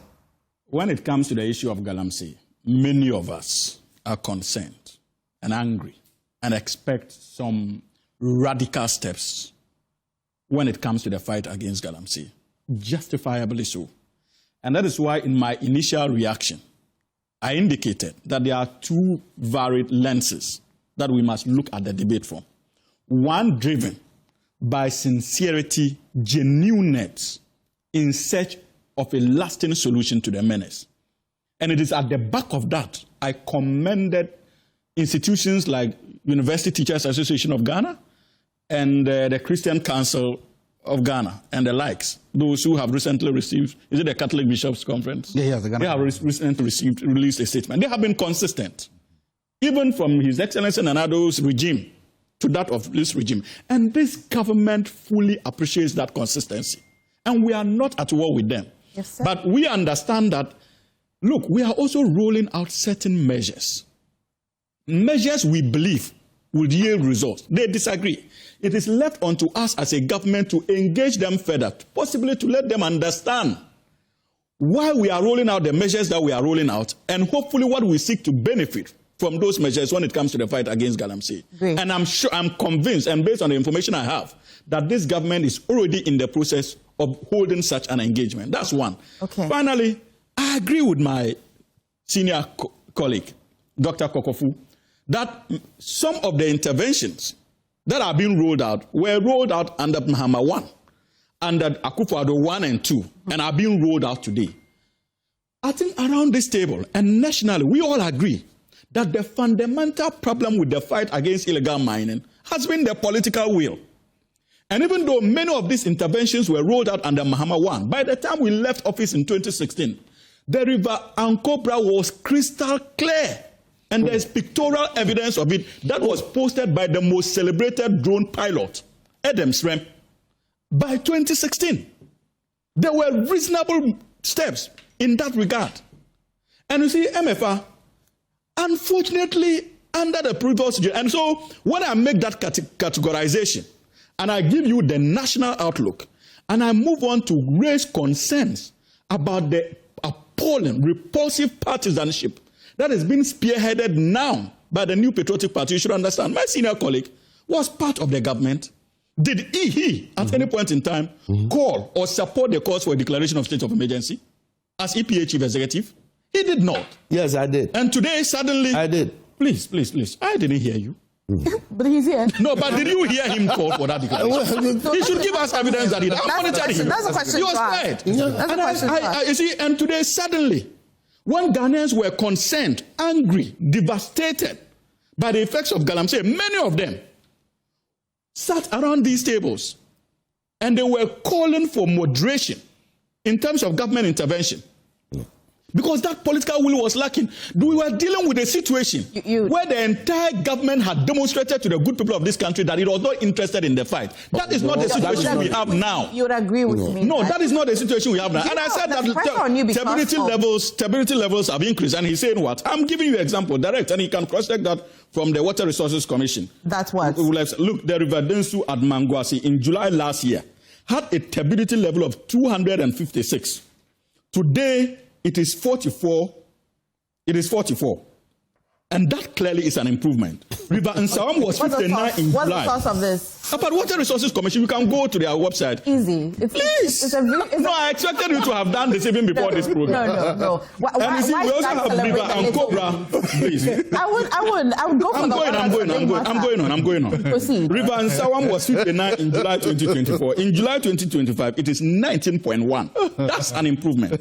River Tano at Elubo was 1.1010 NTU last July. Today it is 834. That is an improvement. You have not talked about the one I referenced for you. Which one? The one that is beyond drinkable. But I conceded when you raised that point that indeed some of them have worsened. Okay, but there is also progress, and there's the need for us to be fair to the facts when we are reporting on it. And but that's what I invited you to. So this one was treated in a month. This results that you're giving me. Yes, from the Water Resources. So today you accept that it can be treated in a month. Which one? Because you made a point. No, that is about 8 months that we've been in power. I'm giving you that's against July last year. That's what we are talking about. Okay. And MFA, finally, you see, finally on this point, I would tell you that if at the end of this year, we do not see any meaningful progress, the NDC is not a party made up of hypocrites.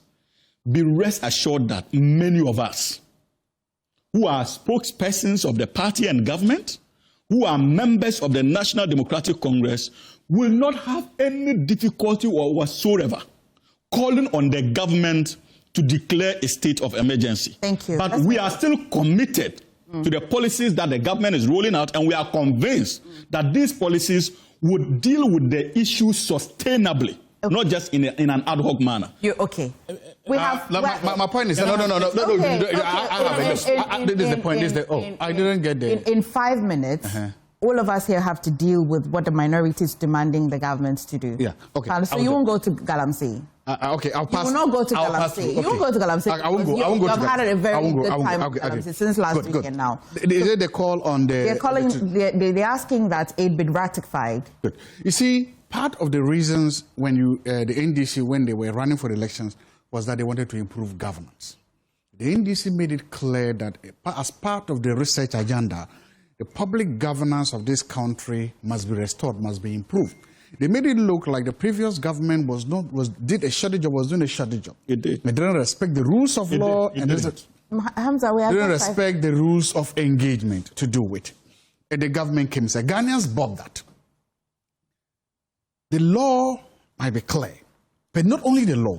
There is a settled Supreme Court ruling that simply says that any international agreement, no matter how, so long as two countries meet, that talking is an agreement, must be brought to the parliament for ratification. That is what the politics I understand about it. And there's a reason why. When two countries are meeting, a lot of things happen. The people must know. The best way for the people to know is for their citizens to know. It's for their citizens, in this case, their representatives to understand. There are two lawyers here. And they can all tell me that there is a settled Supreme Court ruling on this. Yes. Two, there are two lawyers here. They can also then tell me that the law this is. So the question then becomes, why do you go have an agreement, a ratification, a memorandum, whatever it is, the United States, and you do not bring it to the people to rectify? Why do you do that? There could be two reasons. One, in international relations sometimes, you take these decisions either to gain a favor. In this case, there's a carrot. Mostly we talk about the sticks and the carrots principle here. Maybe a carrot was what? Dangled in front of us. Remember, it is this same government, through the reckless foreign policy responses that led to the United States punishing Ghana, that led to the United States,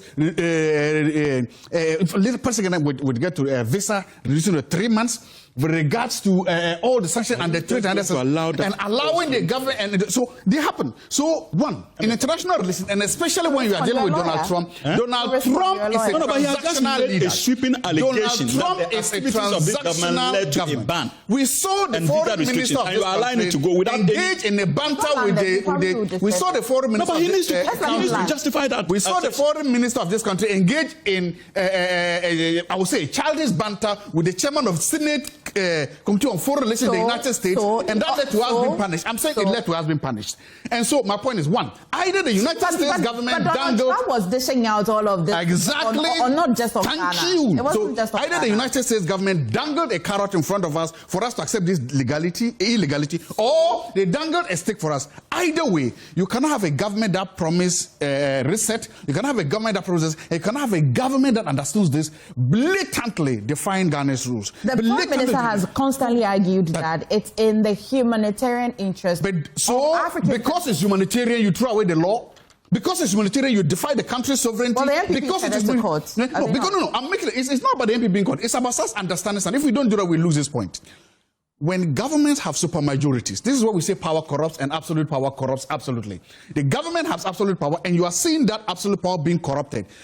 The fact that you defy Ghanaians, you ignore Ghanaians, and you completely just go and rectify this with them, is like you saying that here is the middle finger, I'm going to do whatever I want. It is not nice, it shouldn't happen, and we should condemn this because see, this is what we've seen. Probably there are thousands, there are others we have not seen. And it's not nice to this country. That's not how you rule a country. Most of the points that you made are quite confusing for me, but... Yes, that's because they have defied the law. You know that's not confusing. There's a settled ruling on this. Okay, of course I agree. So why didn't they bring it to Parliament? That is a question you're asking. And I'm telling you the reason why they did that. Because of the but you cannot give a reason to somebody's decision. Why not? How do you why not? Why not? To it? But Anaya, please respond to this. That is why you are getting confused. When you always want to interpret a very clear statement in your own terms, you would then begin to confuse others. Number one, but just before I come to that, why are all CSOs and voices around the Galamsey running away from the call for a complete ban on small-scale mining activity? No, we're done with Galamsey. No, I'm just posing a question. We're done. Why are they running away from it? I think they need to answer these questions, because that is the only way out. Would you like to give your time to respond to the other matters to Hamza? I'm just moving on. Okay. But I just put, unless otherwise you say I cannot. Please proceed. My time is up. So you see, the Foreign Affairs Minister addressed the press and stated categorically that, number one, these 14 persons are members of ECOWAS. And ECOWAS indeed has its treaties, we have standard operating procedures, and they could come into this country for a number of days before they sweep in. Number two, he had stated that it was an MOU that he signed onto. We looked into these documents as he presented. And he has stated that by the foreign policies that we operate within, he agrees with the minority when they say he should have gone to Parliament, but to a certain extent, not this particular one. And he's saying that if it's gotten to a point where it has to go to Parliament, by the operating procedures and by the international relations policies that we have, he will not run away from that. He will definitely present it to Parliament. Now, what I was expecting the minority to have done... Any Parliament doesn't rectify it, they will return the deportees. What will then happen? Those who are here already. I don't think there is anything wrong. I'm not speaking in vacuum. I don't think there is anything wrong if Parliament decides not to ratify and they would have to take them back. I do not think. Okay. I do not think, because this is very common. Right. All right. I mean, we belong to international organizations. We go for conferences. We are able to bring in some of these treaties. If government or Parliament refuse to ratify, it doesn't have effect. What's your take on this before I go to Doug? But you see, MFI, it is important for me to stress the point that this is an important platform. And so whatever we churn out, we must be in a position to substantiate it with the facts. If you churn it, then it means that it's not even a good material. No, you can churn out information and back it with facts. Okay. You see, I found rather unfortunate the categorization or characterization by Dr. Zato to the effect that indeed it is the actions of this government that led to the U.S. punishing the Republic with visa restrictions. I think people are discerning. No. I think that is the mistake we make in this country. It is about the integrity and credibility of the person who made that allegation. Yes. And it is about the integrity of this government as well. And we must do everything within our power, even if we disagree with the government, especially when it comes to its international image. The onus lies on all of us to protect same against false accusations. He is an international relations expert. I'm not. You are a political science lecturer, yes, right? But with some measure of knowledge when it comes to international relations. Yes, exactly. Absolutely. Yes. I don't want to abbreviate things to myself that I don't have. Fine. I'm a public administration, public policy expert. Yeah, so it's okay. So, yes, yes. No, he wants to know my expertise, I'm telling you. So I understand. So that he doesn't it's say okay. He has made the point. Okay, thank you. And for me, if indeed a policy person, someone who reads about international developments and relations, would have known that the visa restrictions that were meted out by the United States of America was not done to only Ghana as an island. And so what? And so what? No, and so what? But there were exemptions. There were also exemptions. Can you let me? So the government could have been exempted. He was quiet. In fact, I'm stealing some time. Yes, that's spoil the program. You see, so first of all, it is baseless and unfortunate for you to have come out with such. It's not. Some countries were exempted. Ghana was not exempted. So why? Why were those countries exempted? Why was Ghana not? Even as we speak today, there are restrictions on professional bodies in terms of how they can access professional people, in terms of how they can access the U.S. Because there's a new regime that came with a different policy when it comes to its immigration rules. And you ought to know that. And so don't speak. The new regime came out with carrots and sticks. Why are we receiving only the sticks? You made the point. After exposing that fully, obviously, there's a need for me to go. I mean, Hamza, you mean words? What do you mean by fully? Oh, but what's it mean? Google them. It's not an answer. Google the dictionary meaning. No. Wait. What do you mean by fully? Words. Oh, but is it not true that we are receiving carrots? Is it not a mistaken belief? Is it not a mistaken belief? Is it not a mistaken belief? So your beliefs on Galamsey were folly? Oh, you can say that. Honestly, I don't want to say that because I don't use those kind of words. If we are only on the receiving end of and not carrots, then I should make that. Okay, I withdraw that. If you are not happy with it. Thank you. Better. Then on record, yes, not everybody is on the same page when it comes to international laws. Exactly. So if he doesn't know, I'm telling him I know better. And then what I'm saying is that there are sticks and there are carrots and we are receiving only just like you, just like Lou, I'm also an international relations student. Okay. And my master's with KSL, King's College London, it was international political economy. And I understand that very well. So when it comes to international relations, you are not more qualified than me in that field. And when it comes to international law, you are not more qualified than me in that field. And let me make the point. On the issue of the 40. You know what? When you see somebody fighting around their qualifications, I agree. You just did that. You just did that. I just want you to know, just like you are giving me your professional background, I want you to know that when it comes to international, so your judgments are not final. You did. I did.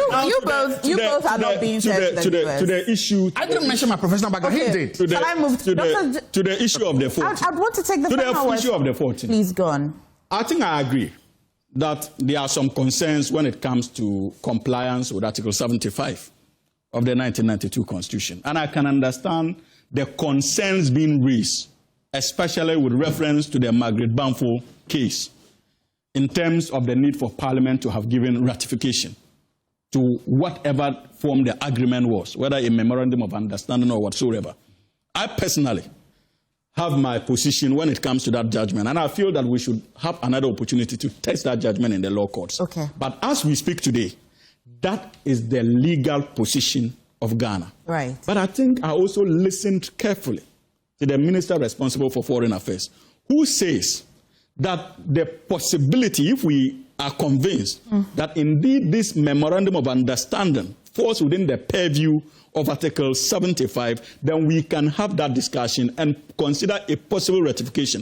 But where we sit as a government, MFR, where we sit as a government, it's already in action. Yeah. Look, we are dealing with not just the memorandum of understanding with the United States of America. We are also dealing with our international treaties when it comes to the ECOWAS community of West African states. I'll have Dr. And these are African brothers and sisters. I'll let Doc coming, and that's how we're. So you are not even going to allow me to land. You've landed. My landing is not safe. You are safe. You are safe.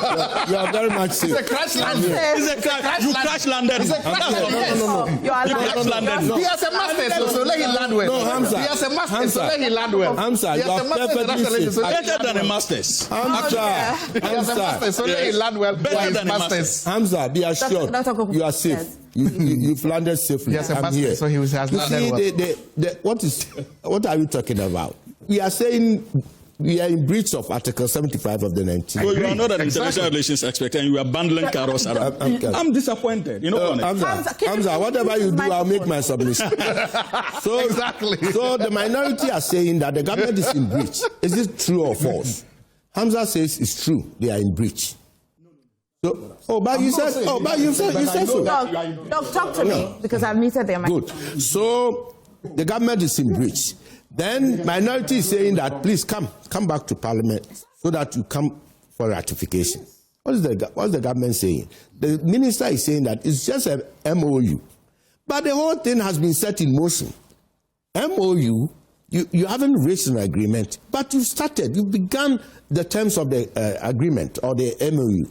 You started with it. So what are you waiting for? Now, we are talking about protocols with the regional integration. Let me read this. Regional integration is about voluntary movement of people, not forced deportations orchestrated by a non-ECOWAS country. So we are... So international... So regional integration does not come in here. And even it's on record, MFA, do you know, that it's on record that some of the deportees are in court. They've withdrawn, actually. They've withdrawn. But the mere fact that they were able to, they concede the idea of going to court tells you something is wrong. So we must, why is the government shying away from its own two-thirds in Parliament? You have absolute majority. Go to your own people. You are afraid of your own people. This is something I don't understand. So be bold enough. Tell the president and the government to be bold enough. Doc, be bold enough and go to Parliament. The people of Ghana has the right to know through their representatives. Right. Thank you, Doc. I think that you have actually really landed quite nicely. Yeah. I promise something. And I can assure you, Hamza, that you landed even better. All right? Gentlemen, thank you for joining us for the news review today. We're joined by the two of us that didn't land. Myself and lawyer, former Executive Director, EPA. He's also a lecturer at the University of Ghana and also Institute for Environment and Sanitation Studies, former MP for Bantama and aspiring General Secretary of the NPP. We're also joined by Dr. Joshua Zato, political scientist and a policy analyst. That's why we've got Hamza Suhini, lawyer and member of the NDC communications team, and as well, Nana Sapon, Movement for Change as well. Gentlemen, it was quite a beautiful buffet this morning with you. Please stay, big stories coming up. Well, let's welcome back to the AM show and let's delve into the big stories. For today, President John Mahama's goodwill may gradually be chipping away. Why? Because his approval ratings have started dropping, and they've dropped by 6 percentage points from 73 in July to 67 in September, but still enjoys support from all the 16 regions of the land. And that's according to a latest poll from the Info Analytics, their September report. What are the causes of this? And any parallels from Imani Paul's report, we look at the data, number, strength, and what this means for the government. Joining us for us to have a breakdown of this, a particular report from the Global Info Analytics is the Executive Director himself of Global Info Analytics, Musa Dankwa. Grateful to you, sir, for joining. Now, let's look at what even informed the work you did and what numbers are we looking at? So what do you have? 3 months. So the timelines or the calendars are known. Okay. The last one was in July, and this is the current one we've just done. We sampled about 1,997 people on the telephone, nationwide, and also further 7,500 in the field face-to-face across 83 constituencies and all the 16 regions. What we're saying is that the usual stuff we track every 90 days, direction of the country, approval of the president, approval of the government as a body, corruption perception in terms of overall assessment of corruption and whether the government is fighting corruption. And also standard of living of voters are things we measure regularly. And what we saw this time around is a bit of softening in the numbers for John Mahama and the government as a whole. This should be normal, isn't it? It's normal, but sometimes when the drop is sharp, then you know that something is driving it. If you look at the numbers from John Mahama, dropped by 6%. And that's quite huge in polling numbers when it comes to polling. Normally, polls don't drop that kind of massively. And also, if you look at the direction of the country, about 5% down from the highest of, I think, 71 or so, is quite down. And that's also sharp. And if you look at those who say that the government is doing well in fighting corruption, that is down as well. So these are a bit of indication that tells you that, look, some people are getting a bit agitated and probably concerned about certain things that are happening between the July and now. So once you say if the drop is sharp, then something is causing it. Yes. Did this poll also reveal what exactly is causing that drop, sharp drop? No, we can only infer. We didn't ask specific questions. If you look at people standard of living, it's dropped marginally, about 2% compared to last year. When you compare the like-for-like data for July and now, dropped by 2%. So we don't believe that drop is linked heavily to economy. But if you look at the perception of fighting corruption, that has dropped. Now, usually we test perception about corruption of the government, but we put that on hold until December because it was too frequent for us. But we don't believe there's perception of corruption on the part of the government itself. I believe the reason that is happening is that people are thinking that they are not pursuing certain corrupt cases vigorously enough.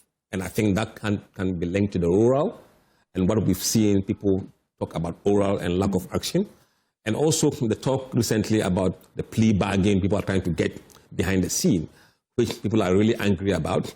They don't expect people who steal money to be able to bargain and get go scot-free or get less sentence. And I think that's something they have to fight and try and address that with the public. The public don't have appetite for plea bargain, and the government must be listening and listening very carefully. That is on another side. And then also the Galamsey issue has been heightened recently. And I believe the heightening of Galamsey issues has something to do with what people are thinking about where the country is headed. Now, does it foretell how this government, or the approval rating of this government by, say, 2026, for example? Can you, based on the trend over the period, to say that probably in 2026, this is how it will go? No. I mean, when it comes to data, a first drop in a number is not a trend. Okay. A second drop is not a trend. But if you continue for a third time, then you can say this is clearly a trend that is manifesting. So this is just a blip. We want to see whether it's an outlier and whether it will pick up again next time. If it doesn't and it drops again, then it should be a very big concern for them. And then if it drops again, then that means that, look, we are in probably a very muddy waters. Is this the first time it's dropping? Yes, for John Mahama. Okay. Yes. I mean, if you compare where Narado was in 2024, October. October, the last tracking poll that we did under Mahama, Narado was on 36% approval rating. Okay. Very, very low. And the first tracking for Mahama was 66%. 66% for Mahama in the first tracking poll. So if you look at where Narado was and where Mahama moved to, it was quite big significant. And now he dropped to 67. Still higher than his first poll. So you can see that 1, 2 in 3 people still are Was it 66? Yeah. And it is 67 now. Now. And there's an improvement. Yeah, even though it declined, it's no worse performance for him. His first tracking poll, he was enjoying 66%. 66%. Okay. Then he went to, I think, 73 or so. And now 67. Okay. So you can see that even though there's a decline, it hasn't dropped below his first numbers that was recorded in April 2020. It's approval, right? Approval rating, yes. But in July it was 73. Yes. So he moved from 66 to 73. And then now it's now dropping. Yes, yes. Marginally to Okay, it's not marginal, right? It's quite sharp. It's quite sharp. 67. Yes. Like 6%. Drop. But can that also be influenced by the sort of news that has come about this government? For example, certainly. The use of a private jet and what have you, the Galamsey, and these are all part of it? No, we know the private jet was not true. Okay. And social media is quite rapid in disputing that. So that is not the issue. I think the issue sits for me, from what I understand, talking to people, around Galamsey, around failure to see concrete steps on oral, which is very key in terms of how people voted. There are some people who voted for Muhammad because of the oral promise. And then the third person not seeing oral, even though you yourself are not being said to be corrupt or a government, but you are failing to act in the eyes of the people. Some are saying, are they condoning it?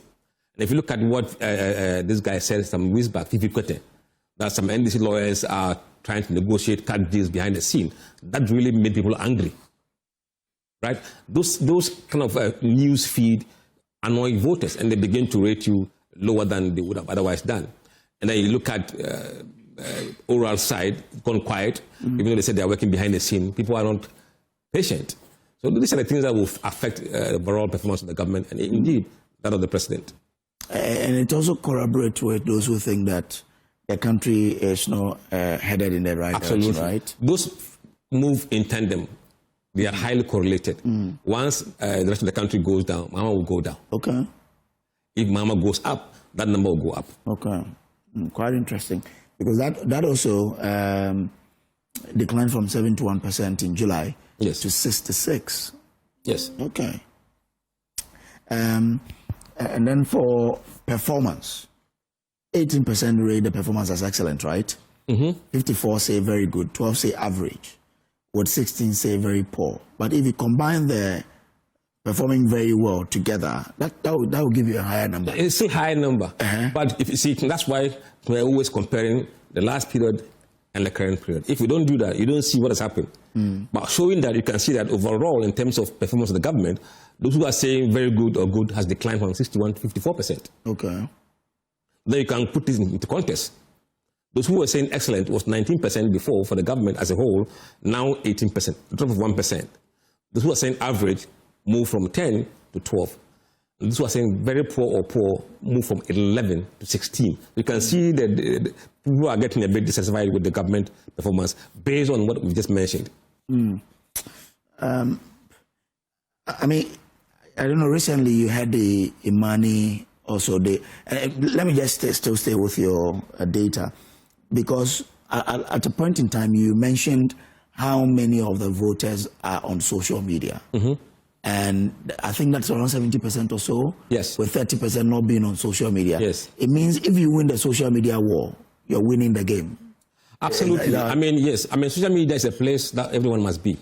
If you're a politician and you don't know what is happening there, you'll be really, really shocked. Now, the sentiment that are being heard on social media eventually will reflect on the ground. When we go to the field and we do face-to-face interview, these people that are on social media are the same people we are engaging on daily or on quarterly basis. So whatever they are putting out on social media, they will tell us. And then the feedback you see. And that's where I think there's a correlation between what we found now and what Imani sentiment analysis was showing much earlier on. Okay. But we had figures to it. They didn't have figures actually to put it, but we are giving the actual numbers in terms of people's behavior. Oh, so it means that there is sort of a collaboration or corroboration of what they found and what we have found. Yes, absolutely. Interesting. Yes. Because when that came out, a lot of people were asking questions. Yeah. But now once you have numbers to it, then it settles the argument. So the government, if it's worried or it's interested in, say, we want to still stay in power, should pay attention to this. Absolutely. And they're not paying anything for this data. We're doing for the country and for good governance. And you see that they will respond because the numbers are not in their favor. And when they respond, who benefits? Ghanaians benefit. So I think they have to have their ears on the ground and see what the poll numbers are saying. But also no opinion moved from 9 to 11% in terms of whether the country is moving in the right direction or not. Yeah, so sometimes they don't want to take a stand. So let me wait a little and see. Right? So people say, I'm not sure, I don't have an opinion. Eventually, if care is not taken, they will move from no opinion to wrong direction. Oh, okay. The transition. Okay, so the wrong direction moved from 20 to 23. That's a percentage of 3. No opinion moved from 2 to 11. So if you combine, that would be like a 5% increase in terms of people who probably feel that something is not right. Yeah, yeah. Okay. But in that case, what should government do really? Because government feels that, well, look, the Galamsey, they are fighting it, they are dealing with the oral cases in court. Government is trying to be prudent. What you know, I mean, for us, we can only help them every 90 days. As a government and a state, they must have interest in knowing comprehensively what the issues are with Galamsey, what people think. We cannot do their work for them. So you have to be able to test at some point in time the issues about Galamsey, what people are saying, both in the mining areas and non-mining areas, and what other questions that you like to probe to see what your response should be. Because your response must be driven by facts. Facts. And if you don't have that fact and you rely on public perception, then you'll be taking wrong remedies in terms of how you address the issue. And then you can also do another survey, within the same survey, on corruption perception, and comprehensive one, and in terms of oral, and what people think, or what people want you to do. You can even test the issue about plea bargain, whether people like it or not. I remember when the bill went to Parliament, I was really saying that this thing could be a deadly poison challenge for any government that comes in the future. We are seeing that people are now thinking that those laws were put in place to enable these guys who steal money to be pat in the back and go and work scot-free. And because the integrity of our legal system is not very robust, people don't trust people who make decisions about this plea bargain. And rightly so, this guy was saying that people who are behind the scenes scheming to negotiate. And these are trust issues that people don't believe these guys can be trusted to do the right thing. But is that not purely ESAs, for example? Because even though the General Secretary is saying that, he's not an ordinary person. We know. Yes. But what's the evidence that, in fact, that is happening? No, how many evidence of corruption do you see out there? Okay. There's corruption out there. And the public hears some of these things and they get angry. Look, we are in a different times. And these guys must understand. About 78% of voters are below 44 years of age. These are not people who you can sway by propaganda or some kind of, tricks. They are smart people on social media. Be very, very careful how you handle them. Okay. So it sort of tells the politician today that your methodology in doing things should be different from how you used to do it. Absolutely, absolutely. And people that you see are not able to connect with the voters are people who are using old methods, old systems, old approach in trying to win votes. This time around, the game has changed. But the right direction seems to be different in terms of the region. Yes. What explains that? Because you look at the northern region, 80. Oti region 72, Savannah region 69, and Savannah region is where he comes from, right? Where the president comes from. Upper East 65, Upper West 73, Volta region 62, Western region 52%. Okay, I guess the last one should be Western North, right? The Western North. Western North 71.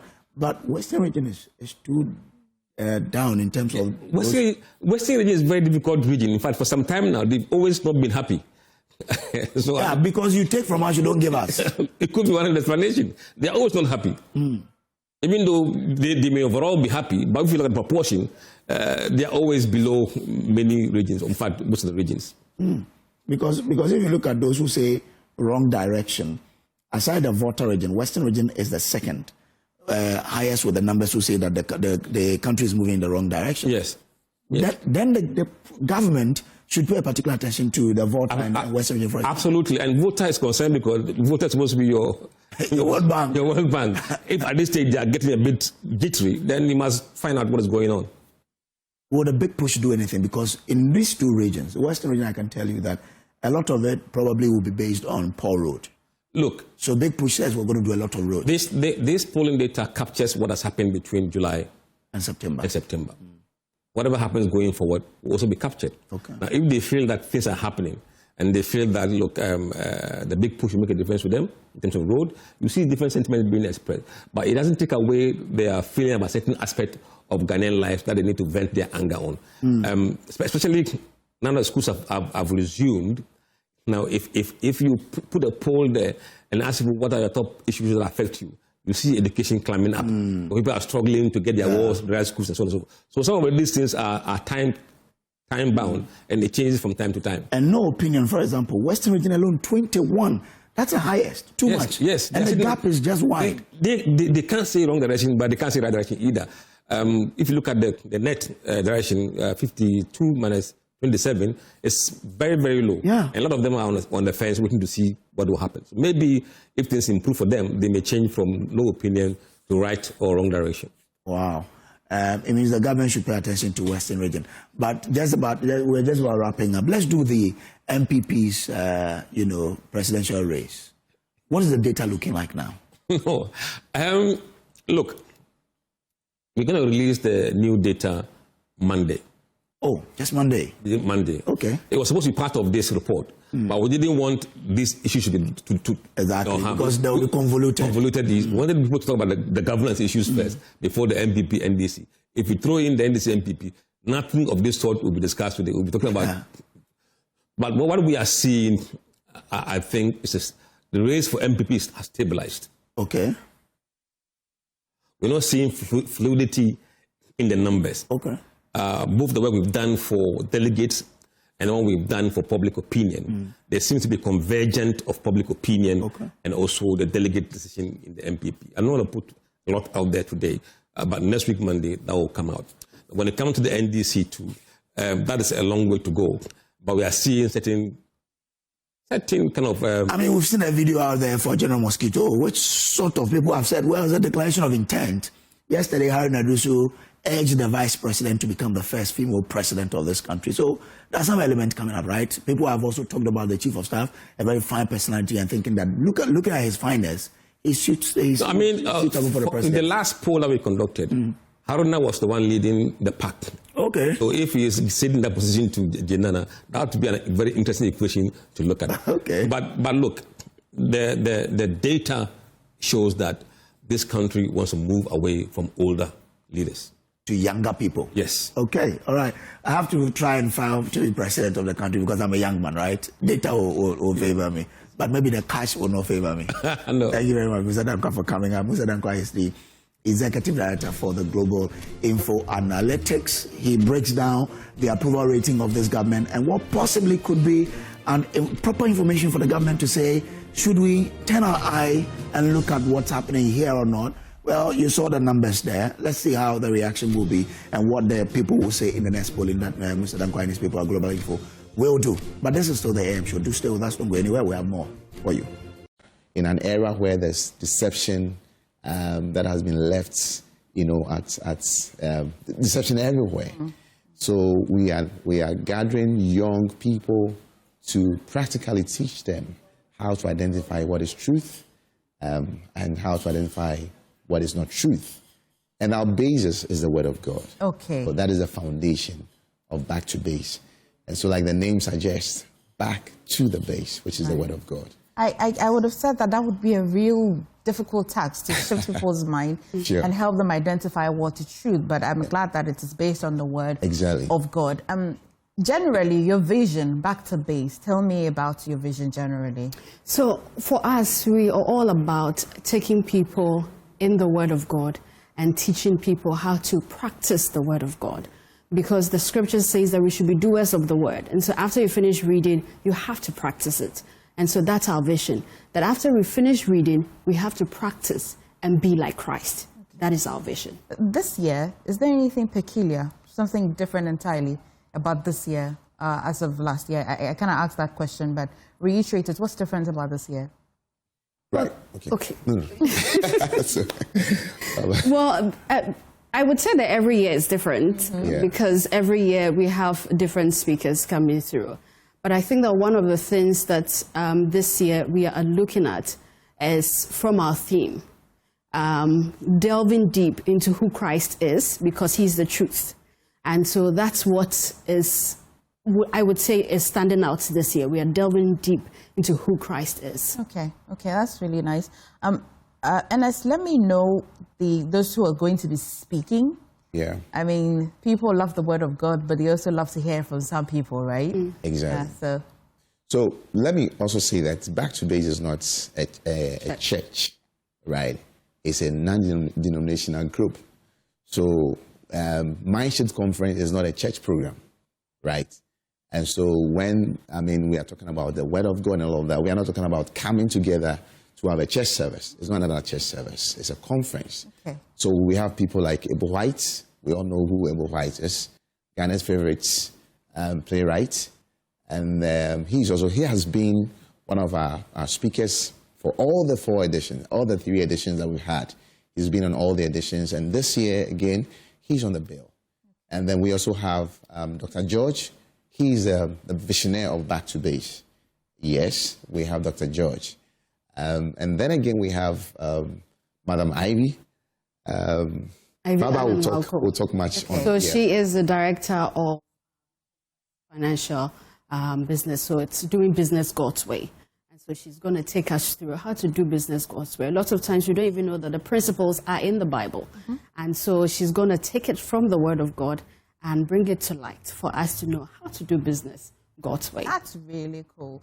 It's been 4 years. You want to share with me at least one success story? Somebody said, oh, I came for this conference and this and that happened in my life. Are you able to share with me some success stories? In fact, if you ask me, I would say I will share my story because I have a lot of stories. Okay. But there's also a lot of stories from others. I remember last year, a lady came for the conference, and I have to say the Back to Base, like Anna said, we are not a church, we are a movement. And so we do a lot with the Word of God. So we speak the Word of God over our life because that's how we practice the Word of God. And when she came, she was worried because she's been married for a while and she wasn't getting pregnant. And I remember she told our director about it. And then he said, you have to speak the Word of God because God has given us all that pertains to life and godliness. So she kept doing this. And by God's grace this year, she said a testimony that she has given birth to a bouncing baby boy just by applying the Word of God. Oh, that's really nice and very. We had another testimony where a lady who was who had cancer. Yes, kidney. I think he was on stage 4, stage 3, and just by teaching her how to practically apply the Word of God, like Miles Morrow said, religion has done more harm than good to us, and so most of the time we are packed with religion. But how to practically let people know how the Word of God applies to their life personally without having to even call somebody that pray for me or have you seen this or that. That is what most people don't know. Right. And so this lady came with, a terminal condition. And just by teaching her how to practically apply the Word personally, I think he came the next edition and he was off the chemo. Oh, wow. Yep. Congratulations. He was off the chemo. Well, let's at least then invite people to come, right? How can they register and how can they be part? So we have a short code. Now, our short code is, our registration fee is 50 Ghana cedis. People say, why is it that it's 50 Ghana cedis? Because we want everybody to hear about the Word of God. We want everybody to be part of the conference. To register, there's a short code we use that is *389 *852#. It is *389 *852#. Or you can call the number 0242 82 311. 0242 820 311. Yes, that's the number to call. Well, when is this happening again, quickly? It's happening this Saturday, 27th, What at time? Wesley Towers. 9:30 a.m. is the time. Okay. Call the numbers if I didn't get to ask a question that you wanted an answer for, so that you can inquire and be part of this Mindshift conference. Baba, Anne, and thank you for joining us in this Thank video. you so Thank you too. Congratulations as well. Thank you. Stay with us. We'll bring you more. Welcome back to the show. Now, if you've been thinking about where to get exceptional home health care, you want to stay through this conversation because I bet you'd find a solution. Joining us this morning is Aaron Edum, CEO, Outreach Care Solutions, and also Andy Akwetia, Head Marketing and Publicity, Outreach Care Solutions. Definitely know that Akwetia, that you know this is a name. Well, Aaron and Andy, thank you for joining us this morning. It's not very common to have home healthcare solutions in Ghana, right? Right. I want to know what has pushed you to want to provide such a service in Ghana. Outreach Care Solution is just trying to be a part of the solution instead of criticizing. I use my personal story as an encouragement. My dad passed away. He's late. He passed away as a result of lack of care in a certain sense. When we needed a home health care, we looked around. It was very difficult to find an organized one. In the process, family did their best as much as possible, but when it comes to people that are trained to take care of diagnosis and all of that, sometimes families lacking. That motivated me to start. We already have a branch in the US, so I was motivated. Aside friends asking, hey, we think you're doing well here, why not do something back at home? Okay. After my father's incident, I decided to be a solution to the problem. That's good to know. Andy, tell me particularly what the outreach care solution, home care solution is about. The outreach care, home care solution is just about giving the love that you would give to your parents to them in the comfort of their homes. You would bear with me that the parents, some of them, they don't even need to go to the hospital. They only have to be in the house for their care to be given to them. But this is a situation where we don't have those who are giving that particular care that they need to have, the love that we need to give to our parents. There are certain situations you don't even need to give medications. Just that love is going to get them back on their feet or to be very comfortable in their homes. And that is what outreach care solutions we give. So basically, it's giving you your health care in the comfort of your home. Okay. Everything that you need. Okay. And we don't only do for the elderly, we also do for kids. Okay. Where kids with special needs and all that, we take care of them for you. We even have situations where even we, the corporate guys, there are times that you are not well, maybe you are alone in the house, you want somebody to take care of you, a nurse or anything. That is what we do. So we are there to give you comfort in the, to give you care in the comfort of your home so that you will be able to be productive. That's quite comforting. Aaron, what specific services do you render? I mean, I hear all of this, but I want to put them in categories. So currently we have medical care, personal care, housekeeping, we have hospice. Pretty much, I think in Ghana it's more like comfort measures at the end of life. And then we also have support for kids with intellectual disabilities, respite, transportation, and then physical therapy. So we do a lot of support when it comes to care at home. Once we do our nurses come to do the evaluation, and then we see we come up with a very, very good care plan. Bespoke and tailor-made solutions for exactly. So everybody's different. Okay. So our nurses come out, they do the assessment, and then we tailor the care plan to your exact need. Make sure that we deliver an excellent care. Okay. I bet somebody is watching, hey, it must be expensive. Well, they're running a promo. So this is a good time to want to engage them. Andy, tell me, are you running some promotions? Yes, we are running some promotions for all the good things that we are given from now to the end of December, as in 31st December.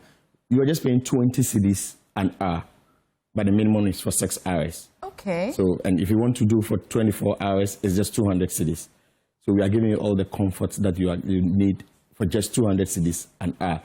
People are saying that, are you sure that we can do this? No, one of the things that I've noticed here is that when you use the right means, you're going to get what you want. Mm-hmm. For instance, people are always complaining that when you go to the hospital, the nurses are this, the nurses are that, and we work with the same nurses, Ghanaian nurses. Some of them have not even been posted. What tablets have you given to them? We've not given them any tablets. It's the right training. That is the training that we give to them. Okay. So that is where a Ghanaian nurse, instead of, hey, no, it's going to tell you, oh, Daddy, you are supposed to have your medicine at this time. Are you ready for your medicine? And that is what we do. So for your parents and those who have stroke, we are not charging any serious, outrageous rates. No, all we are saying is that for 20 cedis an hour, minimum 6 hours, for 200 cedis a day, we'll be there to take care of your loved ones the way you want. For those who are going to run long-term ones, we are going to have special discounts for you. So that's why we say that we come to your home, we do the assessment, we look at the situations, we give our recommendations, and then we agree on the pricing. So it's not a one-size-fits-all. It's a tailor-made service that we are giving to you. So you provide for corporate bodies as well, religious bodies. You provide certain cares for them as well. Is there any special way they can get some special discounts as well? Yes. Pretty much the more the number, the less. All right. So for churches, and then we go in and then assess the situation, how many people are willing to come on board, and if it is coming through the church or if it is coming through a company, we make sure that we tailor our package to suit their needs. And pricing-wise, we're working with everybody to ensure everybody takes advantage of our promos. Andy, people are people, right? And the fear of having to leave your family in the hands of somebody, especially you hear stories, you see some videos of how a caretaker or a caregiver didn't treat their family member very well and all of that. This is Ghana, and we're very hard on that. What kind of assurances are you giving people watching us today that, well, an outreach care solution, that fear is not there? What kind of assurances? So I said earlier that we are using the same nurses, but they are giving us the quality that we need. So there is somebody who will say we are using Ghanaian nurses who are giving us quality, the American quality, because we are using the American standards. It is very important for you to note that the reason we are coming into your homes is not just because we want to just come there. We are there to show love. And because of that, we know there will be a few things that might happen. We are human. So we have ensured everything that we are doing. In situations where maybe one of our nurses or anybody drops your plate or something gets spoiled and all that, we have ensured it in such a way that it can be replaced and all. So it's an organized institution. All you need to do is just come to us, let's do the assessment, let's get whatever we need to do done, and then you leave your loved ones for us. I'm sure that when it's evening time and we have to walk out, you say that no. No, please stay with us. Oh, that's so cute. Yeah, that's so just nice. to quickly add to what Andy just said, we also do background checks for our nurses, for our staff, our caregivers that go out to your homes. Very much you wouldn't want to entrust your loved one in the hands of just anybody. So we do police background checks to ensure that we don't have anything lingering in anybody's background that would become a problem in the future. And aside, also, we do continuous trainings for our caregivers and the nurses. That is what differentiates them from the average Ghanaian nurses that we see. I was going to ask what's different. Why should we choose outreach? But you have just told me about the training. Training, yes. Okay, continuous training. Continuous training. But beyond this promotion and beyond people watching you on TV today, is there a place I can just walk into to want to have a conversation with you?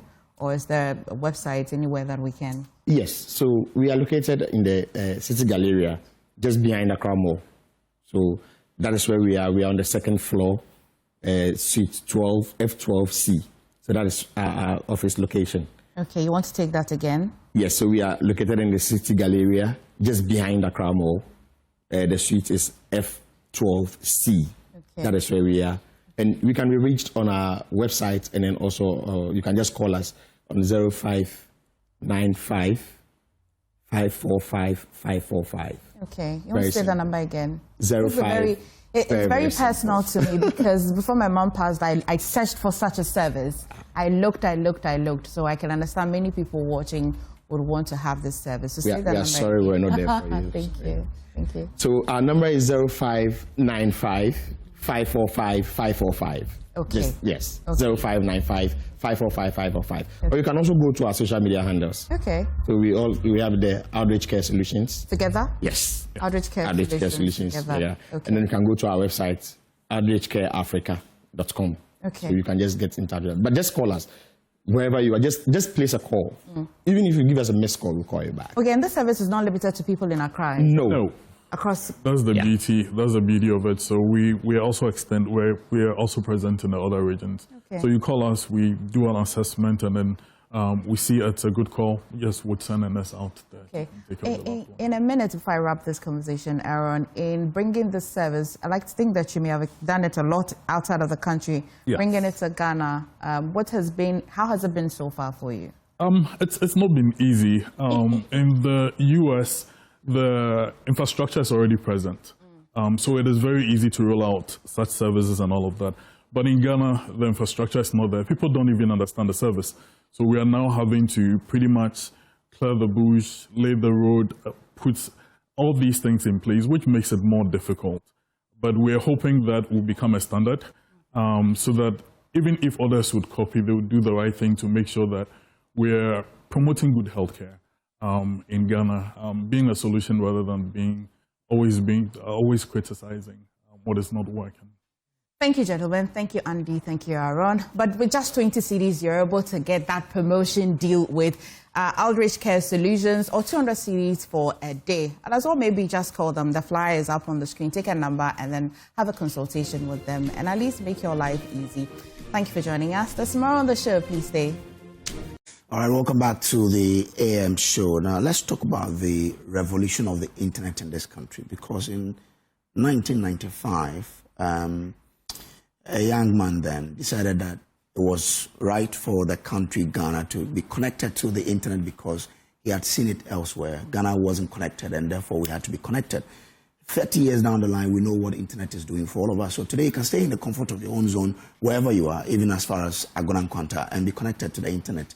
Who did this? What are the lessons, and what are we doing? And because of that, there is a summit coming up next month to talk about the internet and what must happen. We're lucky, and I'm blessed enough to have the man who introduced internet to Ghana and to interview Professor Ni Nako Kweno. Good morning to you, sir. Thanks for coming. Pleasure to it's my honor to have you here today. Now, I mean, take me back to 1995. I was a young boy then. I would only be able to remember some few things that happened to me then. But what led to that decision to say it's time to connect Ghana to the internet? And how was it like then? Well, at that time, we had only basic telephony. We had a small number of subscriber lines, which are based on cables that go to various locations, but which was so limited, and yet there was a new technology emerging which was much more efficient in terms of using the same cables. Okay. And it was called the internet, but it was a US research project which became commercially available from about 1990. So between 1990 and 93, we're all pondering what we have to do in order to ensure that we do not miss the opportunity. It was more a desire to prevent a widening of the digital gap. So around 93, we began to do experiments at a company called Network Computer Systems. In Ghana here? Ghana here. Okay. That company was then one of the major vendors for enterprise computing. You know, it's a big machine that is shared by all staff of a company, an organization, and so on. And we, since that machine that we were supplying from Digital Equipment Corporation was also heavily used internationally in creating of the internet, we were very familiar with what it took. And so we decided to embark on a systematic experiment to find out what are the limitations of the infrastructure we had, and thereby try to get around them to make the internet available as a major result from the then Rawlings era. Okay. So there was this one machine in that office. Yes. That was used by people to connect to the internet. Typically, enterprise will buy such a machine and then lay cables to other computers. Offices, so that you can all use the same machine locally as an office system. That was the normal thing. So companies at the time were moving in that direction. In other words, we had to go through two phases before we could build the internet. The first phase was to develop human capacity, technical capacity on what it takes, and that era was done perhaps in the 70s by Professor F.K. Alute and company. And then in the 80s, we had to develop the enterprise computing system, whereby in an enterprise like yours, all of you will be sharing one common infrastructure. That was the era. But once we had passed that stage, we then had to now move on to the internet. That was the... that was what was called intranet. Is that it? Yes, it is part of the intranet. Yes. Intranet refers to that plus additional ones which you are all doing inside. We are not talking to the outside. We are just talking to ourselves. But it makes office work much more efficient. You can share more documents. You can communicate much better, and so on and so forth. Yes, you got it right. Yeah. Anytime there's something to change or something is coming up fresh, there are some misconceptions. Yes. I mean, the drone, we heard about it. What were the misconceptions and resistance that the internet, encountered in that year? Okay, that was a slightly different era. In that era, we wanted to show that Ghanaians can do. Okay. And wanted to show that Ghanaians can do the highest of the sciences as well as everybody else. So the atmosphere was slightly different. Okay. On the other hand, there were always misconceptions because prior to even the internet, people felt what we were doing with computing was very unusual. And in some cases, they referred to us in the form of, as if we were magicians of sorts. Okay. So having been the first Ghanaian to have a PhD in computer science, then you were the best magician then, huh? Presumably, but I was also the one that was teaching the most. I was so busy trying to make sure everybody was coming along, was being left behind.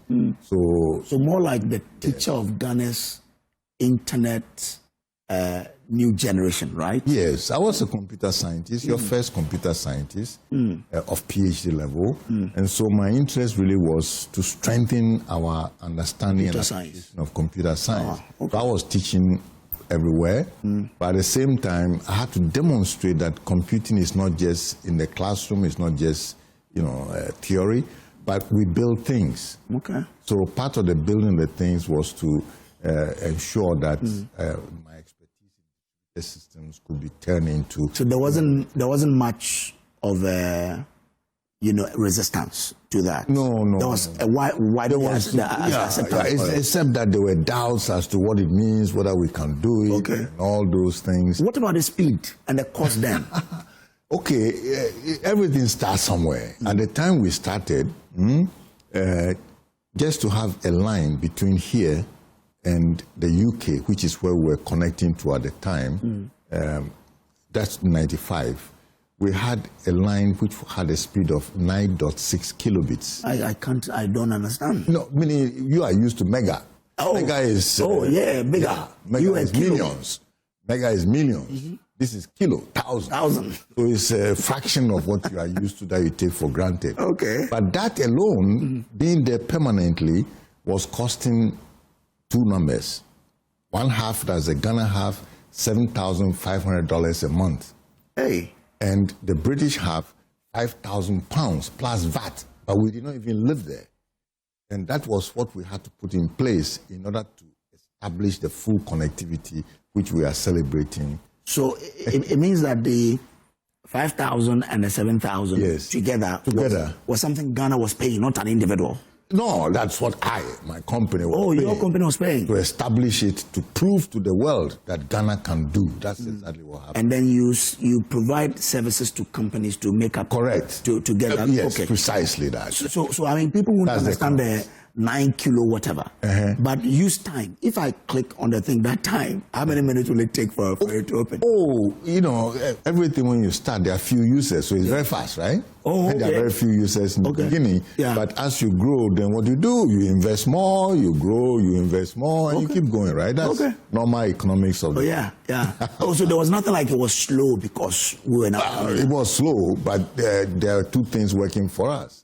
One of them is few number of users, and the second thing is that the major application at the time was not your web that you are used to, it was email. Okay. At that time, that was the biggest application. And with email, I don't have to guarantee instantaneous, right? Okay. So I can buffer it and store it and forward it. Little by little. So we had our own way of managing the delivery of the service, yes. So take us from 1995 to 2005, which was the first decade of the internet in Ghana. What was it like? Okay, well, some important things happened. First, the first bit is somebody had to allow us to do that. And that happened in the era of, the minister was then Mr. Kwame Pepra. Okay. Under Rawlings' regime. And they felt that this was so necessary that we should do it. And so we went ahead and did it. But then we had to go through reform to really adopt the technology. And that happened in 96. So that went through the hands of Honorable Minister Salia and your current head of state, John Dramani. Okay. They did the reform, which was the separation of the post from telecommunications, right? That was all we want. Yeah. And then also creation of an independent regulator which became your NCA in '96, okay, to allow us to then have a competitive environment competing against the national telco and other operators to offer all so this. That's how it went. So that's why we're doing the African Internet Summit this year, right? To celebrate 30 years of it. Now, why is this African Internet Summit so significant then? Okay, this is a meeting of the core internet technical community. Okay. In the internet, we have a number of core institutions, such as the numbers registry. If you want to provide anything in the internet world, you need to be given allocation of numbers. There's an institution in Africa, regional institution, that does that. Then you also need to have an operators group. These are the people who coordinate how they go about providing their services, meaning it's you might say it's a community of ISPs. Then you need to have some folks who handle the names, because we don't remember numbers, we remember names more. And so there's a mechanism of provisioning of names, domain names they call them, and how they are associated, and you can translate from numbers to names and so on. So as you can see, it's the technical side of the internet, and then you need to have groups that do things like emergency response, that's now moving towards the cybersecurity side of things. And then we also have our research and education networks, and on and on and on. So we have a number of regional technical institutions that are known as AF-STAR. And these groups are having their annual meeting in Ghana. They've been doing this since about 2012, and the last location was in Mauritius, and now they've decided to have the event here in Ghana. So they are all convening here, and which means they are also coming with their collaborators who happen to be the global internet technical community.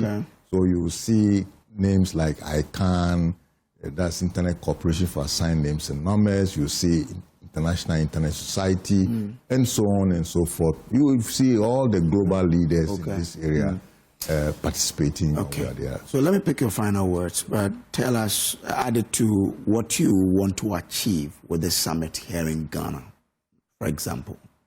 Okay, well, what we want to achieve is to clearly impact Ghana, and the good things that Ghana has been doing. We want to be able to showcase it and give Ghana a chance to tell its story. We want as many people to participate, and you can do so by just going to internetsummit.africa and registering to participate remotely. And you can watch and ask questions and participate in all the activities. The activity starts with the opening, which is the 30th anniversary, followed by a formal opening. Then in the next day, we have a meeting of, we say the AF-STAR, meaning the institutions will have their meeting, then there will be discussion on some challenges we have in Afrinic. Then we're going to have our network operators group will have their thing. Then the Internet Society will also do its program. Then ICANN will also do its program. But our main objective is that we've had some challenges regarding governance of these institutions, and we hope that by the end of the meeting here, we would have settled it and resolved it properly. Prof, it's an honor for me to talk to you, and I wish you all the best in this summit. I hope that we can meet again and have a longer chat about how internet has traveled from 95 to this year, 2025. Thank you very much, and all the best, sir. Thank you very much. Professor Nina Kokode-Nwamase is the one who helped you to be watching this show right on your phone, wherever you are. He's the convener of the African Internet Summit, which is happening here in Ghana from, is in October. 3rd October. 29th September this month to 3rd October. Yeah, it's where is it? Monday to Alisa Hotel. Alisa Hotel. We'll pass by, sir. Thank you very much. Thank you very much. There's more to come your way here on the AM show. Do stay with us. Of Port Solutions. Solo, thanks for coming. Thank you, sir. Professor Peter Frimpong Manso is organizing team DASA 2025. I spoke to him a while ago. Prof, good to have you in studio. Now we've moved from Zoom to in-person, which is good. Prof, let's start with the basics. What exactly is this Digital Asset Summit Africa 2025? Okay, thank you very much, Mr. Brace, for having us. So Digital Assets Africa 2025 is coming together with great minds who have interest in digital assets and technology as a whole. So this month, on 29th to 30th of October, we are coming together in Ghana India Kofi Annan Center for Excellence in ICT. Okay. And basically, our theme for this year's event is the first of the maiden edition. The theme is Unlocking Africa's Digital Economy Through Innovations and Regulation. Okay. We are hoping that by bringing this summit together, we'll help drive home the understanding of what digital asset is all about, because it's really catching up across the globe. And it's high time Ghana also takes its rightful place in this industry. Why do you need to have it now? We're having it this month. Yeah, I'm saying, what is moving this? Oh, you mean the urgency of why now? Okay, so over many past years, digital assets has been around, but the adaptation and embracing it as a financial services product has been slow. And when Donald Trump won his second term recently, he really took it seriously. He had his first summit for digital assets in the White House. And as I speak to you now, the U.S. Congress is passing legislation to regulate digital assets. We think that Ghana need not to wait anymore. And if the global giants like United States are taking interest in this, then it's high time, I believe, we also take the opportunity and make sure we are putting the right regulations in place to regulate this industry, because the benefit is enormous. So this is sort of to whip up interest in policy makers to pay attention to that area. Exactly. Let me bring in Solomon here. Solomon from Port, yeah? And I guess the name will tell me that you are into this whole digital asset. But I know of cryptocurrency. Is that part of the digital asset we're talking about? So what is it really to the lay mind? Right, yes. Thank you, and good morning to your viewers. And so the point is, whenever they're spoken about digital assets, people limit it to cryptocurrency. Okay. But digital assets is far beyond crypto. Now, payments, wallets are part of the digital assets that we will reference. In fact, tokens that are used to make sales possible are part of the digital assets. Stable coins are part of digital assets. In fact, anything digital that makes it possible for you to be able to find value for money could be captured under the umbrella of digital assets. And in reference to the point earlier made, the focus of the summit is not only limited to policymakers. We're looking at innovators. Okay. We're looking at industry leaders. We're looking at startups. We're looking at organizations generally that find value, including the everyday man on the streets. Okay. Yourself, myself, can also get value from the use of digital assets. So when you look at the umbrella of what digital assets are able to incubate, see it as a farmer in the Ashanti region who is able to directly make a sale of their cocoa to somebody in the US directly, instantly, with no delays, through a very secure and transparent process. That's where we want to move the conversation towards. Okay. I have a friend, Prince Accra, who's so much in this space, and I guess that he will be there. But looking at your Prince Accra and all what have you, how does this summit really connect Africa? Africa's growing role in this digital economy that we're building. Now, Africa is very critical to this conversation because there are over 180 billion worth of transactions processed through Africa annually. Africa has the largest mobile money transactions across the globe. In fact, we are the first continent. This 180 billion dollars. Yes. $180 billion. Yes. Wow. Transactions, financial transactions across Africa annually. This is a lot of money. And the reason why Africa is critical to this conversation is because we've always become the last to join the bandwagon. Why not now rather than later? We cannot continue to wait to implement things that would come to our aid. And in fact, our economy, which is not well structured, makes it much more relevant for us to have this conversation today. We have a very vibrant and tech-savvy youth that will be able to push forward this conversation. The reason why we need to have the conversation now. Yes. Prof, let me come back to you. Now, he's talking about Africa, $180 billion annually. That's huge. But what role will Ghana play in all of this transformation that we're undertaking? Okay, so to add to what Solomon has just said, in addition to the quantum, the amount of money that is being, circulating around through mobile money transactions. There are also over 560 million users of digital assets across the globe. Okay. Now, this is a huge ecosystem that I believe, as a country, we can tap into. Okay. And countries like Kenya, South Africa, Nigeria have actually gone ahead of us, interestingly.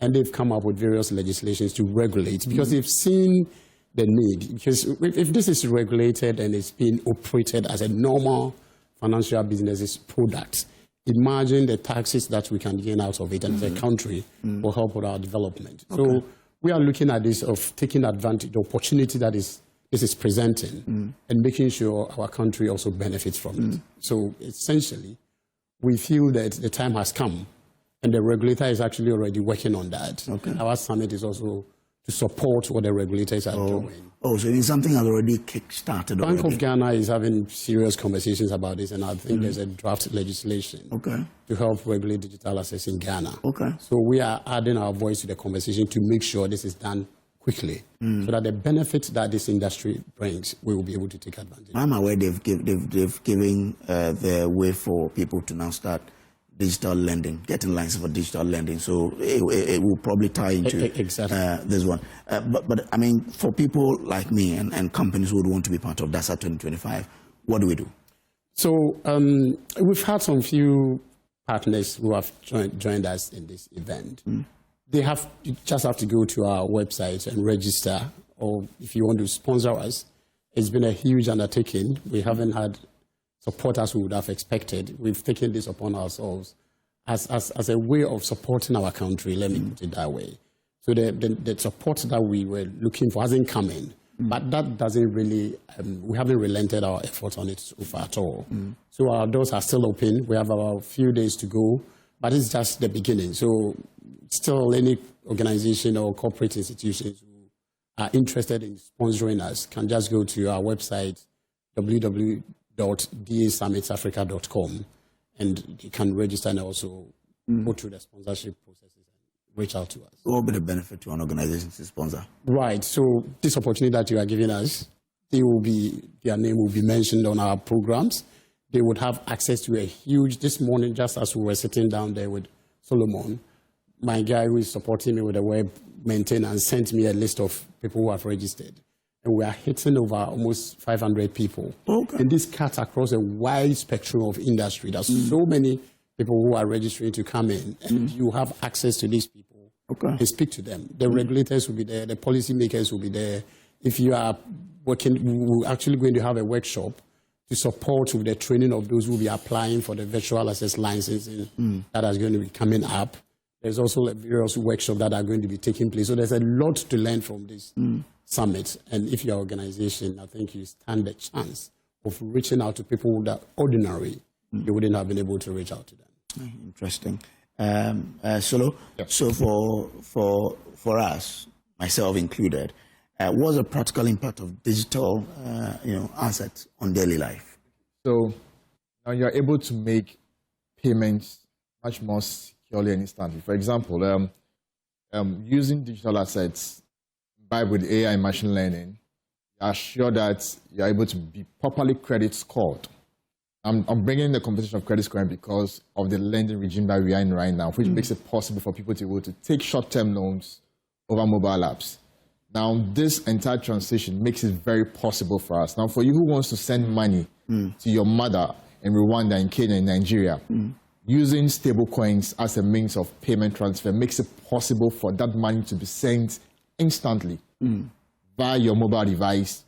Select send, it goes through. All the bottlenecks that in the past makes it impossible for you to do instant payments will be taken away from.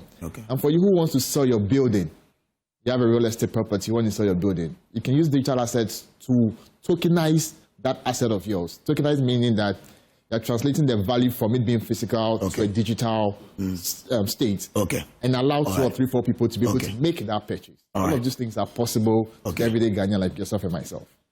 Gentlemen, Solomon Agbamenya and Professor Peter Frimpong, so I wish you all the best for your summit coming up. We'll be there as well. Thank you. And that's how we wrap up today's edition of the AM show. There's much more coming up here on this channel. Up next, as you know, always, is the news desk with Mamesi Nyamiche Thompson. Thank you for watching. We'll meet again, God willing, tomorrow.